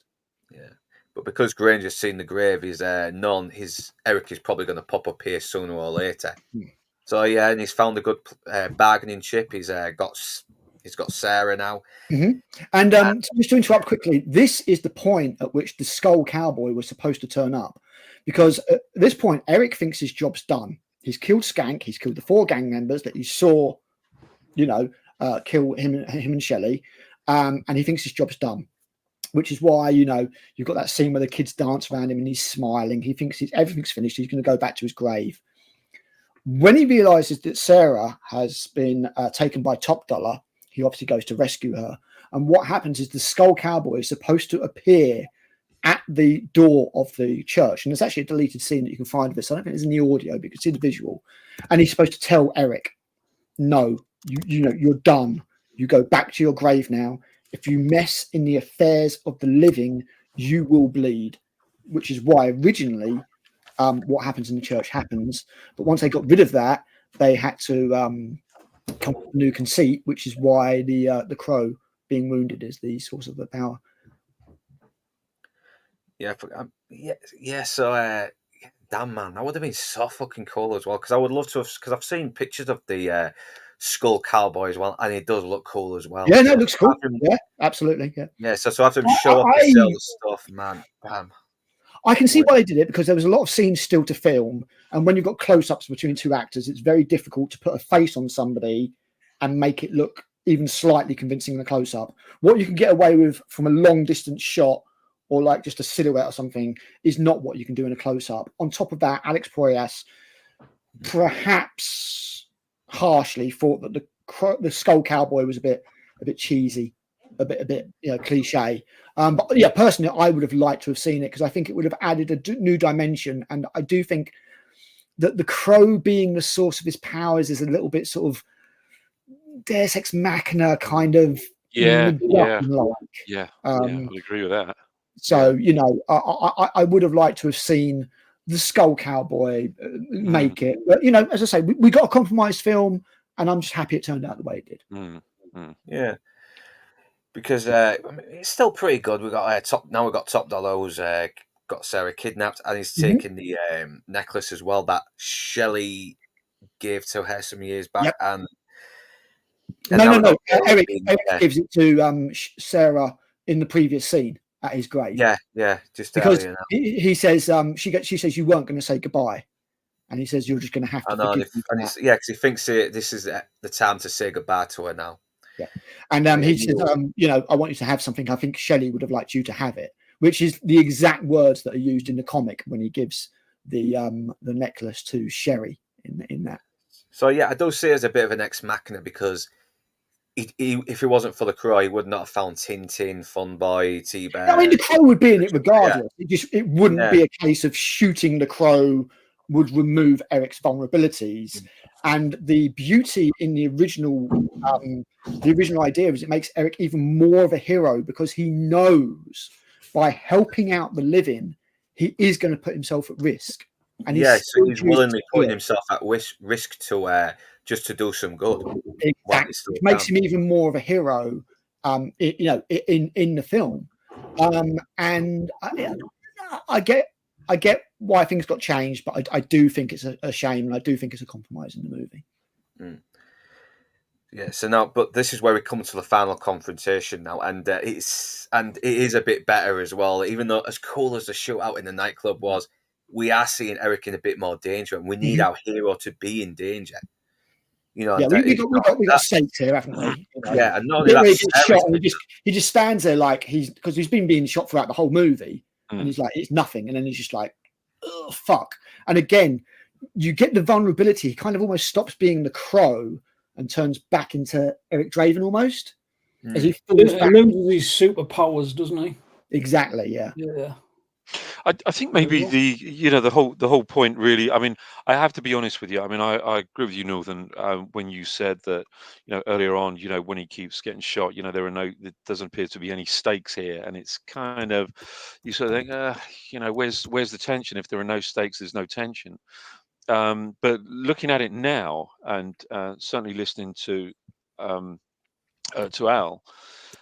maybe it's because we have that build up of knowing, time after time, there are no stakes, there's no danger, he's in no danger, he has that, invincibility, that invulnerability, and now we're facing stakes which have kind of built, through those several scenes of his invincibility, so they've been piled on and piled on, and now we have massive stakes. Now it's maybe that's what they were trying for. And in that respect, I can really understand that. I like that. Can everyone stop saying steaks? I am fucking starving. To be fair, my missus came back with a load of snacks a little while ago. Oh, I don't want to eat. I don't want to eat any of them on stream and be rude. So I'm waiting till the stream finishes. We've had Lance eat sandwiches during the stream a couple of times. Yeah, so I didn't have my tea, you know. So I'm running a bit late, you know, while I'm doing this stream. So yeah, yeah, only kidding, Lance. I was meant to try and I was meant to try and join Lance on the stream last night at midnight because he was doing a stream with a comic creator, Jason Lennox. Yeah, no, I'm going to watch Unfortunately, that. I didn't even make open bar. I was fucking dead to the world. Unfortunately, Yeah, I did watch a little bit of Open Bar last night. I need to watch the full thing again when I get a chance. I watched it today. I skipped all the Joker spoilers because they spoil the Joker 2 in full. I think the biggest spoiler of the Joker is the fact that it was made. Yes, another film that did not need a sequel at all. Yeah, we'll talk a little quickly about it, but yeah, they should not have made that because it kind of ruins the ambiguity of was this all in his mind? Is this like one of the many backstories that he lies about? You know, it's because that's one thing I loved about the Joker is that you never knew his past. You know, that's one of the few quarrels I have with the original Batman because we do know who he is before he's the Joker, and I like the mystery a bit more. I think that it was lightning in a bottle. It never needed a sequel. A sequel was always going to kind of diffuse the mysticism and the unreliable narrator perspective that the first set up. But unfortunately, when a film on a low budget makes $1 billion, you're always going to get a sequel. It's that simple. So, Luke. Yeah. I tagged you into one of Drinker's posts on Twitter. If you want to take a look at that, because it's it's not unbelievable. It's quite believable. Don't know if you want to bring that up at some point during the stream, but my God, it's everywhere. Have a look and see what you think. What's going on? Have a look. Just bring it up now. I'm kind of trying to avoid Twitter. It doesn't work for me. I'm not. I just coming up. briefly looked at it earlier on, and I thought, oh, here we go again. Joker 2 is not doing well. Guess what? Is it it's not. Oh yeah, here it goes. Oh yeah. Oh, they're blaming the fans. I've seen this. Yeah. I've seen this. It has a message. Go fuck yourselves. Fucking hell. It's wait. It's a good. Yeah, it has a message for fans. Go fuck yourself. Yeah, that's sheer fucking hubris. Yep. Like one of Joker's, like one of Drinker's jokes in his videos. It's unbelievable. They're still doing this. They are still doing this stupid shit. I won't go too much on about it, but fucking hell. I've retarded. It's been nearly 10 years now of this shit. It's not working. It's just making things worse. I think the one that really riled me up, and it really did rile me up, was Viola Davis on the red carpet when she said, "If nobody goes to see this film, they are part of the problem." That actually made me kind of angry. I mean, as an actress, I really admire her as an actress. I think she's a fine actress. I really do. I think she's a great actress. What's that film called? It's something Queen. Woman King. Was it The Lion King? Oh, The Woman King. The Woman King. Woman King. Yeah, that's it. And and it totally diluted the entire of Africa's role in the slave trade. Oh yeah. Sold slaves to the English. Themselves out to be heroes. It's But it was. I think it's a ridiculous thing to start blaming the audience before the film has even been released. Well, it's an art form that Disney is excelled at. But it shows how insecure people are about the films that they're actually making. If they think that it's shit from the outset, and they think that everyone else is going to think it's shit, then don't bother making it. But that's the kind of thing that trying to guilt trip people into going to see it. If you don't go and see this movie, then you're the problem. Yeah, if you don't go see this film, you're a racist. It's basically I don't mind being a problem. Like, fuck off, Viola. Yeah. And although I don't think I am a racist, I've never seen that film. I have no interest in seeing a revised version of a history. I hate the fact that history gets revised so regularly. It's all cultural. It's just cultural Marxist fucking nonsense. Rewrite history. It's stupid. Yeah. All right, we won't go too much on about them now. I think we've gone enough tangents because we're nearly at the end of the film. I can see the film's nearly done, to be fair. So. Yeah, it is. Yeah, fucking Granger shooting the crow with a rifle. That should have obliterated that bed into fucking mincemeat. There should just be like just feathers and two little crow feet. It just wings it, doesn't it? And it's like, give me the just knocks girl. its beak off. I know.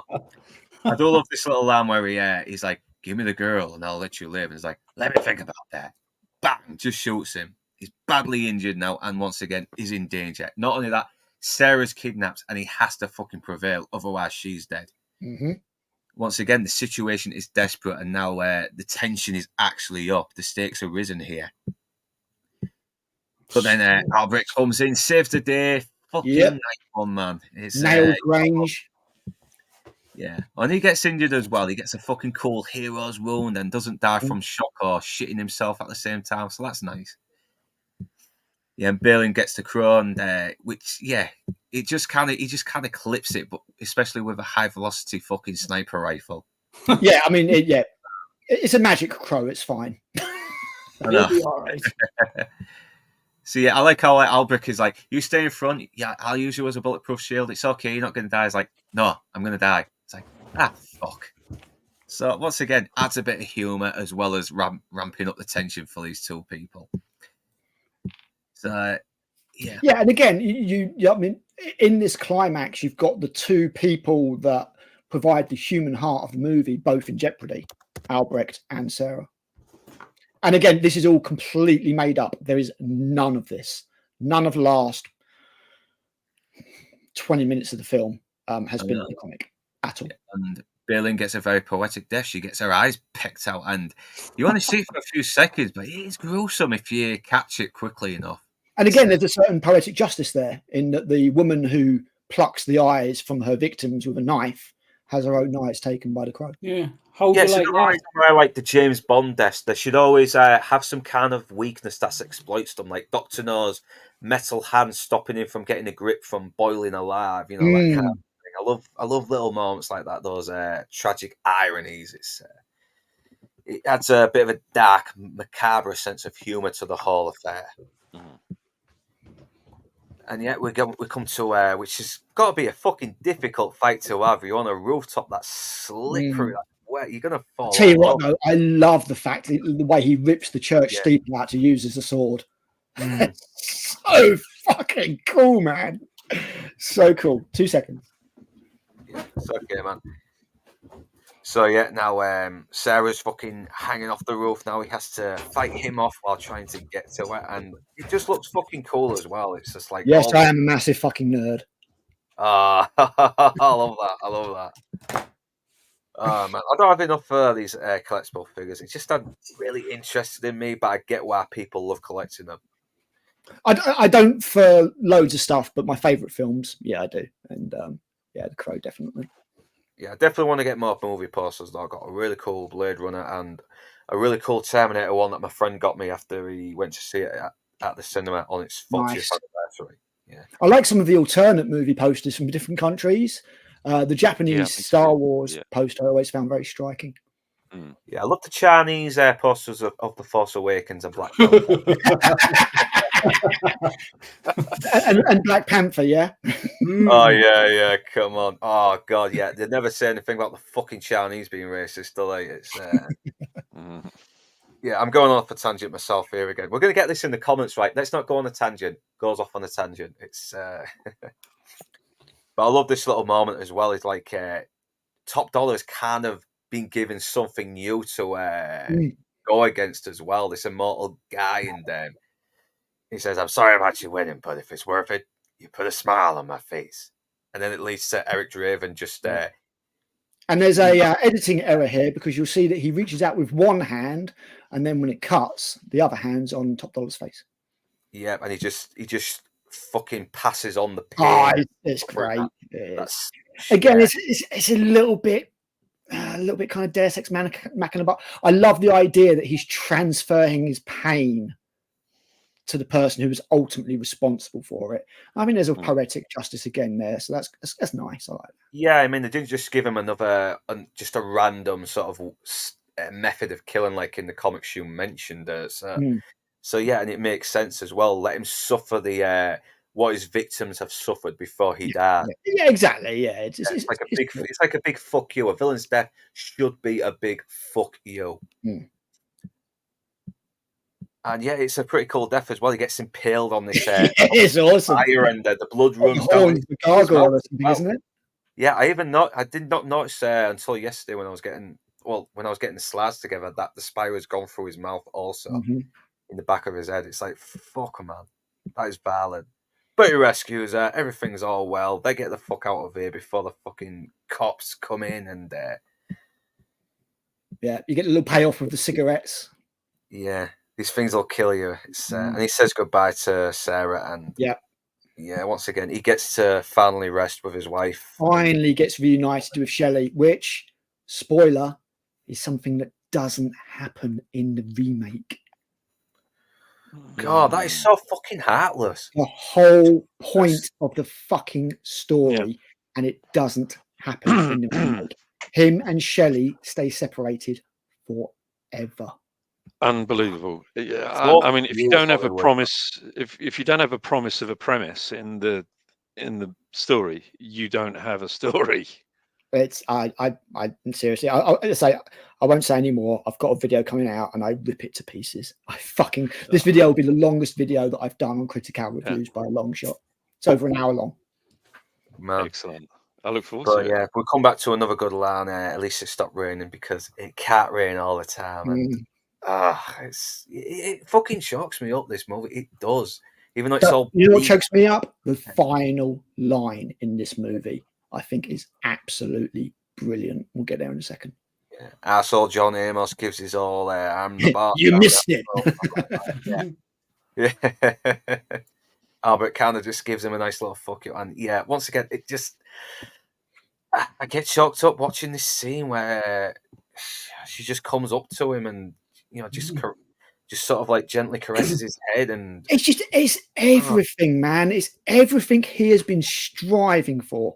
All he has wanted throughout this entire film is to be with Shelley again, and he was to be told again by the Skull Cowboy that the way to do that is by killing off the gang. That is his aim. That is his motivation throughout the entire film. It's the entire thing that drives him. And he's finally got it. It's a great moment. And again, it's shot in a very romantic way. It's kind of slow-mo and soft focus, and it's very good. Yeah, that I must have a heart of granite. I must have a heart of granite. Clearly, you got no soul. Because there's literally not a flicker from me at all. Honestly, I'm and I'm really not kidding. Confirmed. Inside Man is actually an AI bot all along. He's actually dead inside. Yeah, I am. Yeah, soulless. No, I love the last lines of this film. Yeah. I think it speaks everything about the movie. Do you want to say the last line, or shall I? I've got the quotes right in front of me. I can't see it because I've got it all minimized so that my face isn't lit up. But I'm pretty sure it's people die, buildings burn, but real love is forever. Yeah, I know we're coming off like soppy bastards here. Oh man, I fucking love it, man. I love it. Yeah, I'm not gonna lie, I fucking get a little bit of a fucking tear when I watched it. No, there's no tear. It just speaks to me. I'll tell you the last film I actually cried at, and I can't help it, and it happens every time. I don't know why. It's Guardians of the Galaxy 2. Yeah, I mean, when they're playing, is it father and son during Yondo's funeral? And then they let off the fireworks, and all the Ravages turn up to his funeral. Sexy man, sexy man, not like full of sexy cry. Yeah, the sexy cry. Yeah, I did the other one. The sexy cry in his top 10 cliches. But no, I love that line, and I think it just sums up the film. It really does. People die, buildings burn, but real love is forever. And yeah, Brandon, call me a soppy prick. I don't care. I think it's awesome. Actually, that's quite a good point, right, that you just brought up there. And I would like to know, if I may, if you all want to reveal it, is there a particular movie that will always, without fail, make you shed a tear? However many times you may have seen it. E.T. Sorry? You see, I feel nothing at ET. I must be a soulless bastard. I like ET, man. I mean, Guardians of the Galaxy 2 as well. Even the fucking first Guardians of the Galaxy fucking... One thing that James Gunn is very, very, very good at is making you care about things. Yeah, I don't like him, but he fucking knows. I mean, in Guardians of the Galaxy 3, I end up caring for a fucking animated otter. Yeah. You know, that scene where I didn't cry. It doesn't, because the thing about the whole father and son thing, and obviously Yondu being like the line when he's fucking rescuing him, he's like, "I may not have been that guy may have been your father, but he sure wasn't your daddy." And I'm like, "Oh man, that's so good." It's Michael Rooker right here, man. You know, Michael Rooker broke my fucking heart in that movie. Oh, it's so good. And I didn't quite get the same thing out of the mechanical mutilated animals, but James Gunn is very good at making you care about a group of people and pulling on your heartstrings a bit. I really do think that is his forte. Even in the Suicide Squad, I thought he did a pretty damn good job. Like Polka Dot Man, I cared for that guy. I know. You know, cool. David Malkachian. Yeah, and the shark, giant shark. The Rocky movies are big fucking tearjerkers. I mean, there's always some moments that can fucking break down the biggest, toughest, roughest bastard. I mean, I'll tell you another one where Paul is going, "You treated her good. I don't want any of this." I'll tell you another one that it doesn't necessarily make me cry, but it's absolutely fucking brutal ending, and it's a film that not many people have seen. It's a follow-up to Watership Down, called Plague Dogs, written by the same author. I've heard of it. Yeah, and it's dogs that escape a research facility, and they're basically being hunted throughout the film. Yeah. And they escape into the ocean, and there's two of them. One's called Ralph, and I can't remember what the other one's called. But one dog's to the other is like, "Ralph, keep swimming. The island is just ahead of us. Keep swimming, and we'll get there." But the island is the setting sun. Yeah, Showgirls. They'll never reach it. Yeah, he definitely has a tear coming out of his eye, but it's not the one in his. I was going to say it makes your eye cry, but makes your eye leak.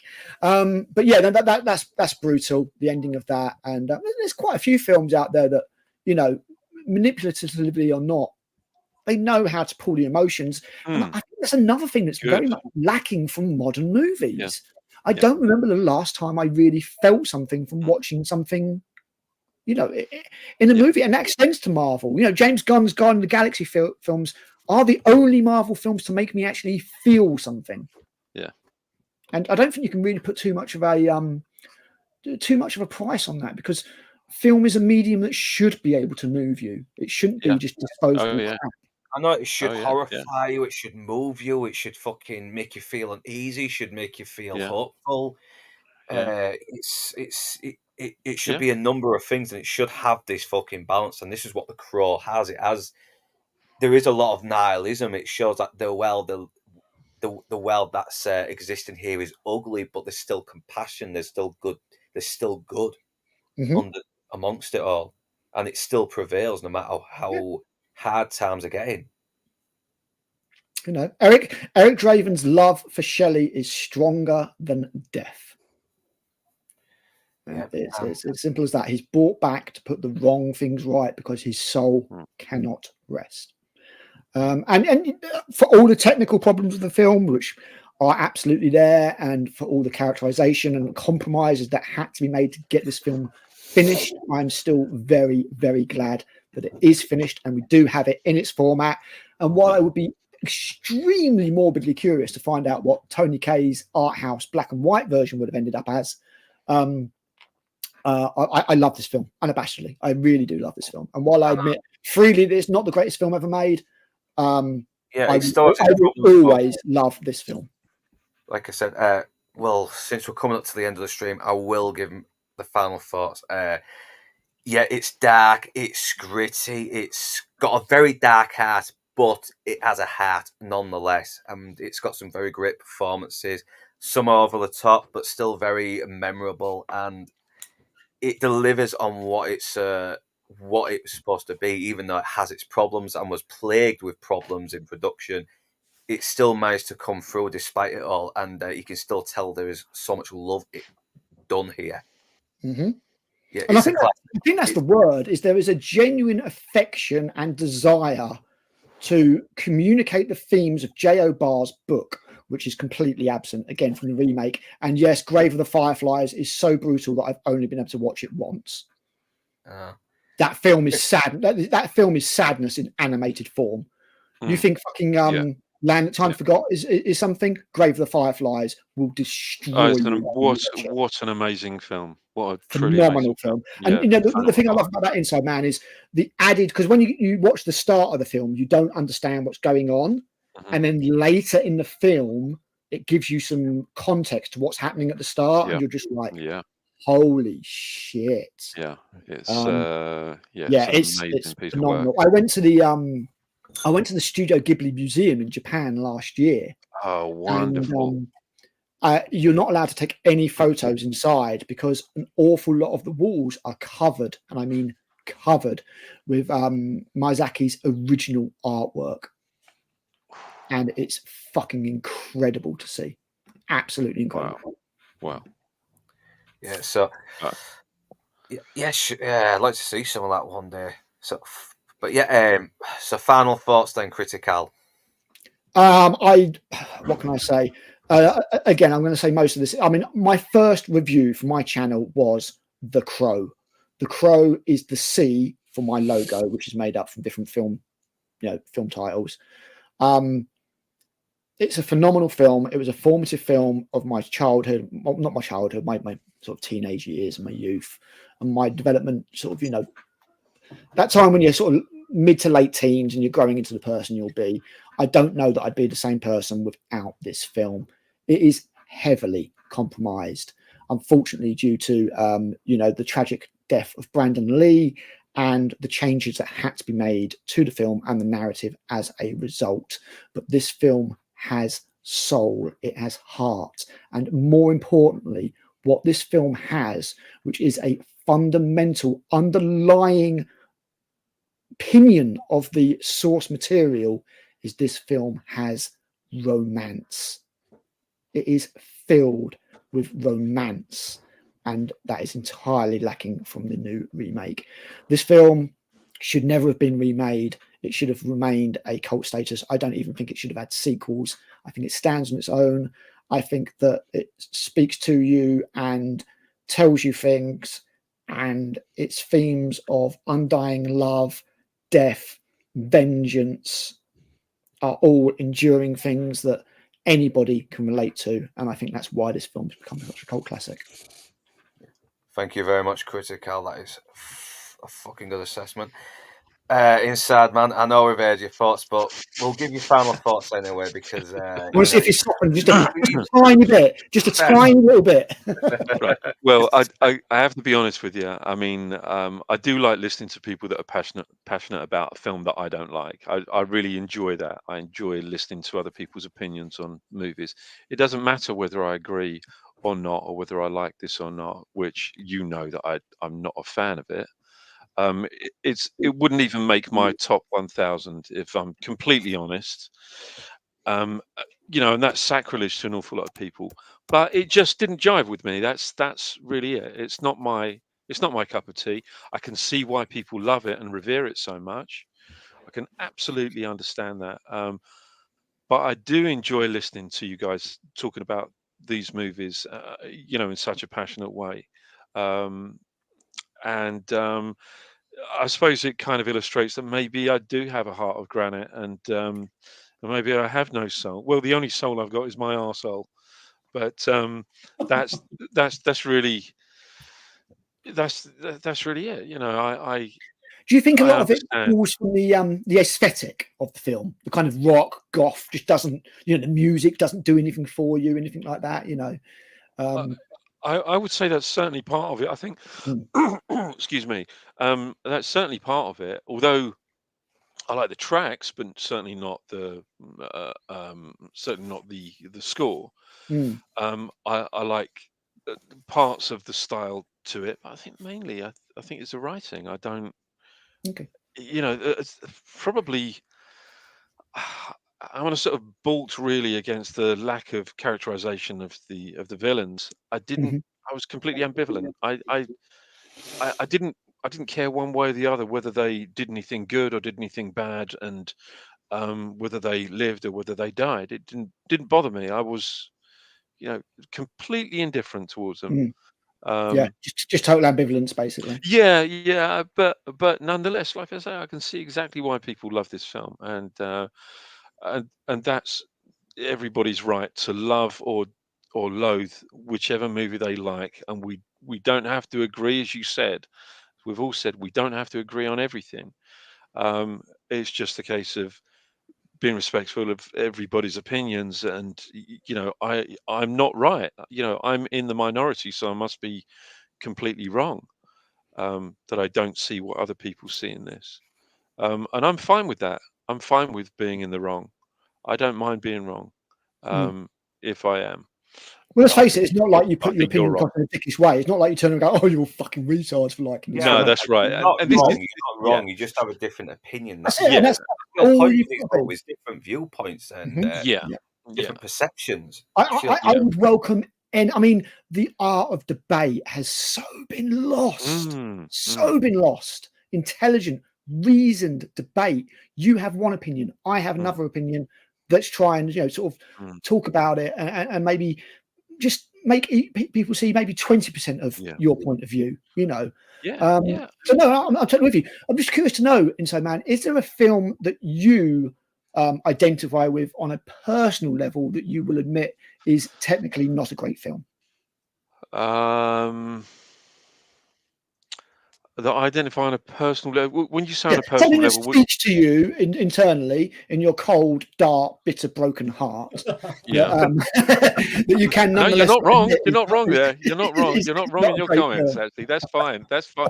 You're certainly not wrong in that. um, I would say, right. This is going to be a little bit of a weird one for everybody here. But I would say the Railway Children. Oh, okay. And I've not seen that. I the might have to give it a go. Which yeah version? There's the been a the lot of original version, the original, Lionel yeah. Jeffries version, I thought the it would Lionel be, yeah. Jeffries version. And it's Okay. I think it's the scene. There's a scene on the train station where Jenny Agutter's character sees her father for the first time in years, and the smoke on the station on the platform clears, and she sees her. And I can't even talk about it now without actually choking up. Christ! And it's not a technically brilliant film. It's a nice film to watch, and it's quite a quaint, sort of very twee film. Yeah, But I think quaint is the line that I would use. It's yeah, kind of a bit twee, a bit quaint, a little bit yeah, manipulative on the old heartstrings. Maybe it's a bit avert in yeah, what it tries to do. But dude, if you love the film, you love the film. It's as simple as yeah. that. It's That's my just point. That's my point. yeah, it's just that it's not a it's not what would be considered to be a grown-ups movie either. It's not, but it's it's sort of a combination of that sort of idyllic kind of yesteryear sort of nostalgia thing, and Yeah. I don't know what it is, but that No, dude. I scene mean, when at the end of the day, Jenny we can't control what speaks to us. Yeah, no, we like what we like. The railway children, Nix. So yeah, forgot to ask Fandad Menace, what was your final thoughts on it then? Don't say utter shit. Yeah, whatever's. No, I think I enjoyed this movie way more when I first saw it, and then the subsequent viewings after that. But having watched it like the other day, a couple of days ago, I don't know. I don't know what's going on with me. I don't know whether I'm becoming a skeptical cynic or a cynical skeptic in my old age. I really don't know. I think so. I feel like it. I just recently I feel so much apathy for almost every film that I try to sort of watch. I've put so many films on recently and thought, what is this shit? And switched it straight off. Mainly modern movies that I just could not be asked to get into or invest any time. Yeah, that's understandable. Though. I tried to watch Wolves with Clooney and Brad Pitt. I thought, wow. A new TV series, is it? it's a movie, but it's been produced by Apple TV. Oh, right. Okay. I watched it on my research facility. So I was just absolutely bored out of my mind. It was so bad. But it has to be said. It has to be said. It isn't you. That's not you. That's not your apathy. That's not you. That's not your fault, mate. But but the fact that films are turning out like this is giving me that apathetic sort of feeling. I just can't be bothered anymore. Unless it's in my top 20 of movies that I can watch again. Obviously, like Jaws and Star Wars and all the Carpenter stuff. I can happily watch many times. Modern movies now and a lot of TV, I can't even be bothered to like. There's a lot of people watching things like Rings of Power just so they can sort of do an awful review on it. Can't be asked. No, I did a video saying I refuse to watch Rings of Power because it's not Tolkien, and it's that simple. It's not Tolkien. I refuse to watch it. I got through 2.5 episodes of the first season and wanted to spoon my own eyes out. It's bad, dreadful. I enjoy experiencing that vicariously through other YouTubers such as Disparu and Gary and Drinker and stuff like that. It's not as far as as far as the Crow goes, like I'm not upset by watching. I will watch it again. It just doesn't have that same impact as it did a few years ago when I watched it. I had it on DVD. I sent it away and got the director's special edition, whatever it was. That's fair play. That's fair play. Yeah, no, I think so. I think it's the definition of a cult classic, isn't it? The reason it's a cult classic is because it has appealed to people. It's like it's not unwatchable. It's an easy watch. You can put it on, and it is what it is. It's not overly complex. It's not overly analytic. It's just a simple, emotionally driven story of love and revenge. I don't find a pretentiousness to it either. Yeah, there's no pretentiousness. It's not saying, "Oh, I'm doing something grand." It's like this is just a love story. Yeah. This dude loves this girl. I think the only thing that's pretentious is a little bit is Eric driven, but it makes sense to his character. He's putting on an act for his enemies. It's nothing compared to the comic. In the comic, he's literally doing like ballet moves and shit while slashing his wrists. It's very much toned down. Trust me. Wait for my video. So that's one of the changes I do like as well, because we don't want to see him self-harm. I want to see him just fucking stand up and we want to see him harming. Exactly. Actually harming, not self-harming. Yeah, you're right. Yeah. So now we've had the final thoughts. So far, I'm coming up. I've got a Man on Fire 20 years on review, which is coming on the 8th of October. Next video, Northern. Jesus. Yeah. Next week. Yep, and so for my second Halloween review is next Thursday. It's Garth Marenghi's Dark Place, and I am hoping to do another rewatch with Toxic, You Critical, or Fandad, or Inside Man if you can. Potentially, what are you on episodes 3 and 4? Please. Yeah. I remember watching episode 2, and I love the bit where he goes, "Oh, she's been attacked by a cordless iron," as an iron with a very obvious sword. Yeah, I'm just trying to find a good date to set it up as well. It's going to be recording, and I'll put it on later so I can put the overlay on when we watch it, so I don't get fucking copyrighted, which is annoying. If I'm saying I will do my best to join you. I can't say how it's going to be from one day to the other at the moment, unfortunately. Yeah. Okay. So when are you doing Thursday, I'm also doing another episode review with maybe Toxic and anyone else who can join me on Penguin. So because that's been a fucking good show at the moment. I'm hearing it's good. Yeah, I'm kind of waiting to get a bit more out so I can watch a load at once. But I'm hearing. Okay. Yeah, and Tuesdays I'm on with the Nielsen ratings at 10. I think Blue Collar Loser wants me to do something with him this Sunday. I will try my best to see if I can, if he has time. And next Friday we are going to do me and the other leagues are going to wait for it. We're going to do the Texas Chainsaw Massacre. Holy moly. Yeah. Tobe Hooper's original, yeah? Yeah, Tobe Hooper's original. I've not watched... I need to watch the remake again, though. It's been a while. But Jessica Biel in the sweaty vest? Yeah, I remember that, though. So yeah, and I think that's all I've got available at the moment. I've got some other stuff that's upcoming in the next coming weeks during the Halloween season, and that's about it. And so, Critical, I know you've already mentioned this earlier, but what have you got upcoming? Is there anything else that you've got? Yeah, in the works. I wrote the Hellboy, the Crooked Man review today because I saw that at the cinema on Wednesday. That should be up some point tomorrow. It's a very low budget film, 20 million, directly based upon one of Mike Mignola's original stories with some extra stuff added in to try and pad it out a little bit. Had my own thoughts. You'll see those in the review. Other than that, my big project at the moment is an hour-long video that compares the 1989 comic by James O'Barr of The Crow, the 1994 film of Alex Proyas, and the shitty 2024 remake, going into detail about each of them, literally taking it 15 minutes by 15 minutes for the films and in installments of the 5 books that the comic is broken down into. So it's going to be quite a project, but I'm trying to get done within the next sort of 4 or 5 days or so. Okay, thank you. And I'm seeing the Joker on Sunday, so I'll probably end up reviewing that. Yeah, God, there's so much that I need to see. I need to see the substance, fucking etc. It's it's been hard to try and catch some of these recently. It's weird, isn't it? Because we're kind of past the summer season of the blockbusters, and yet it just seems like there's loads of stuff coming out. It's like I'm gonna have to select something to review.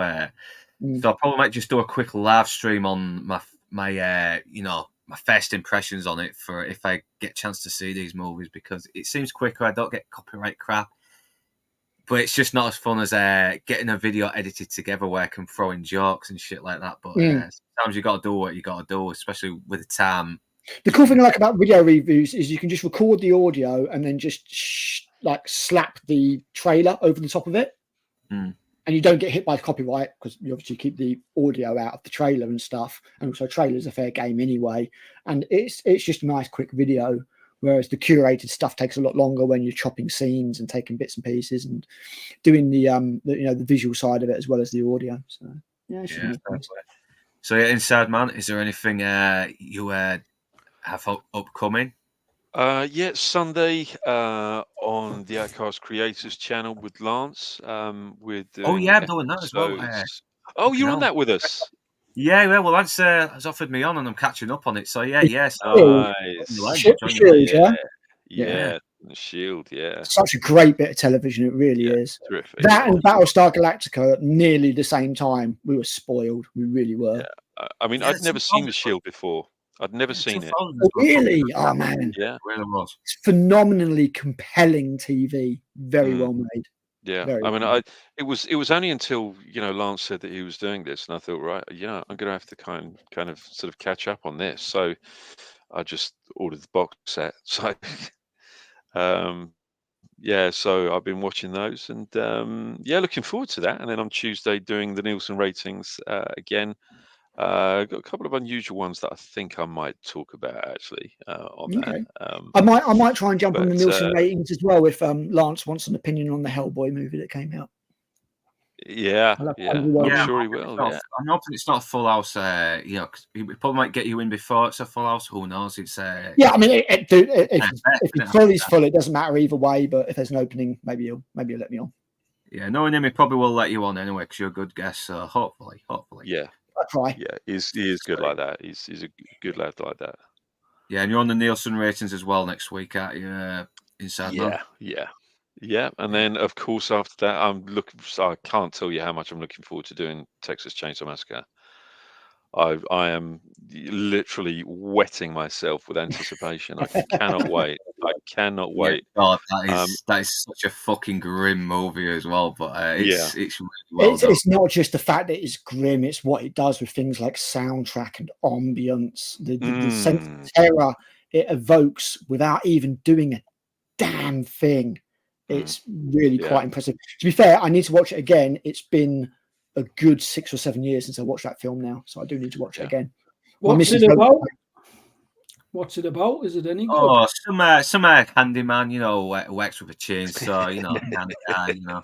Does he do like topiary and stuff like that? Yeah, he does exactly that. Yeah, it's topiary. It's sort of... Yeah, and his family are very good cooks as well. It's There's actually very the basis for the have dinner together. It's really, really sweet. It's the basis for Edward Scissorhands, but with a chainsaw.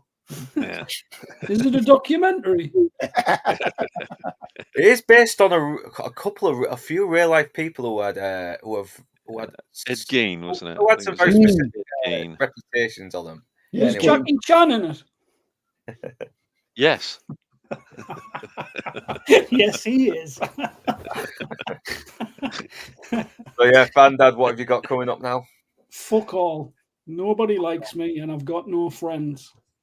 You got us, man. You've got us. All right. Yeah, you'll do. When's that merengue live stream thing on? I quite fancy a bit of that if there's any. I'll let you know when it's happening because I'm still trying to find a good day to do it. I'm supposed to be doing a rewatch with Toxic as well, you know, because he wants to do some Halloween episodes of it, and I like and I love Buffy. I love Buffy and Angel. I think these are great fucking shows. So. See, this is where I lose all my subscribers. I don't like Buffy.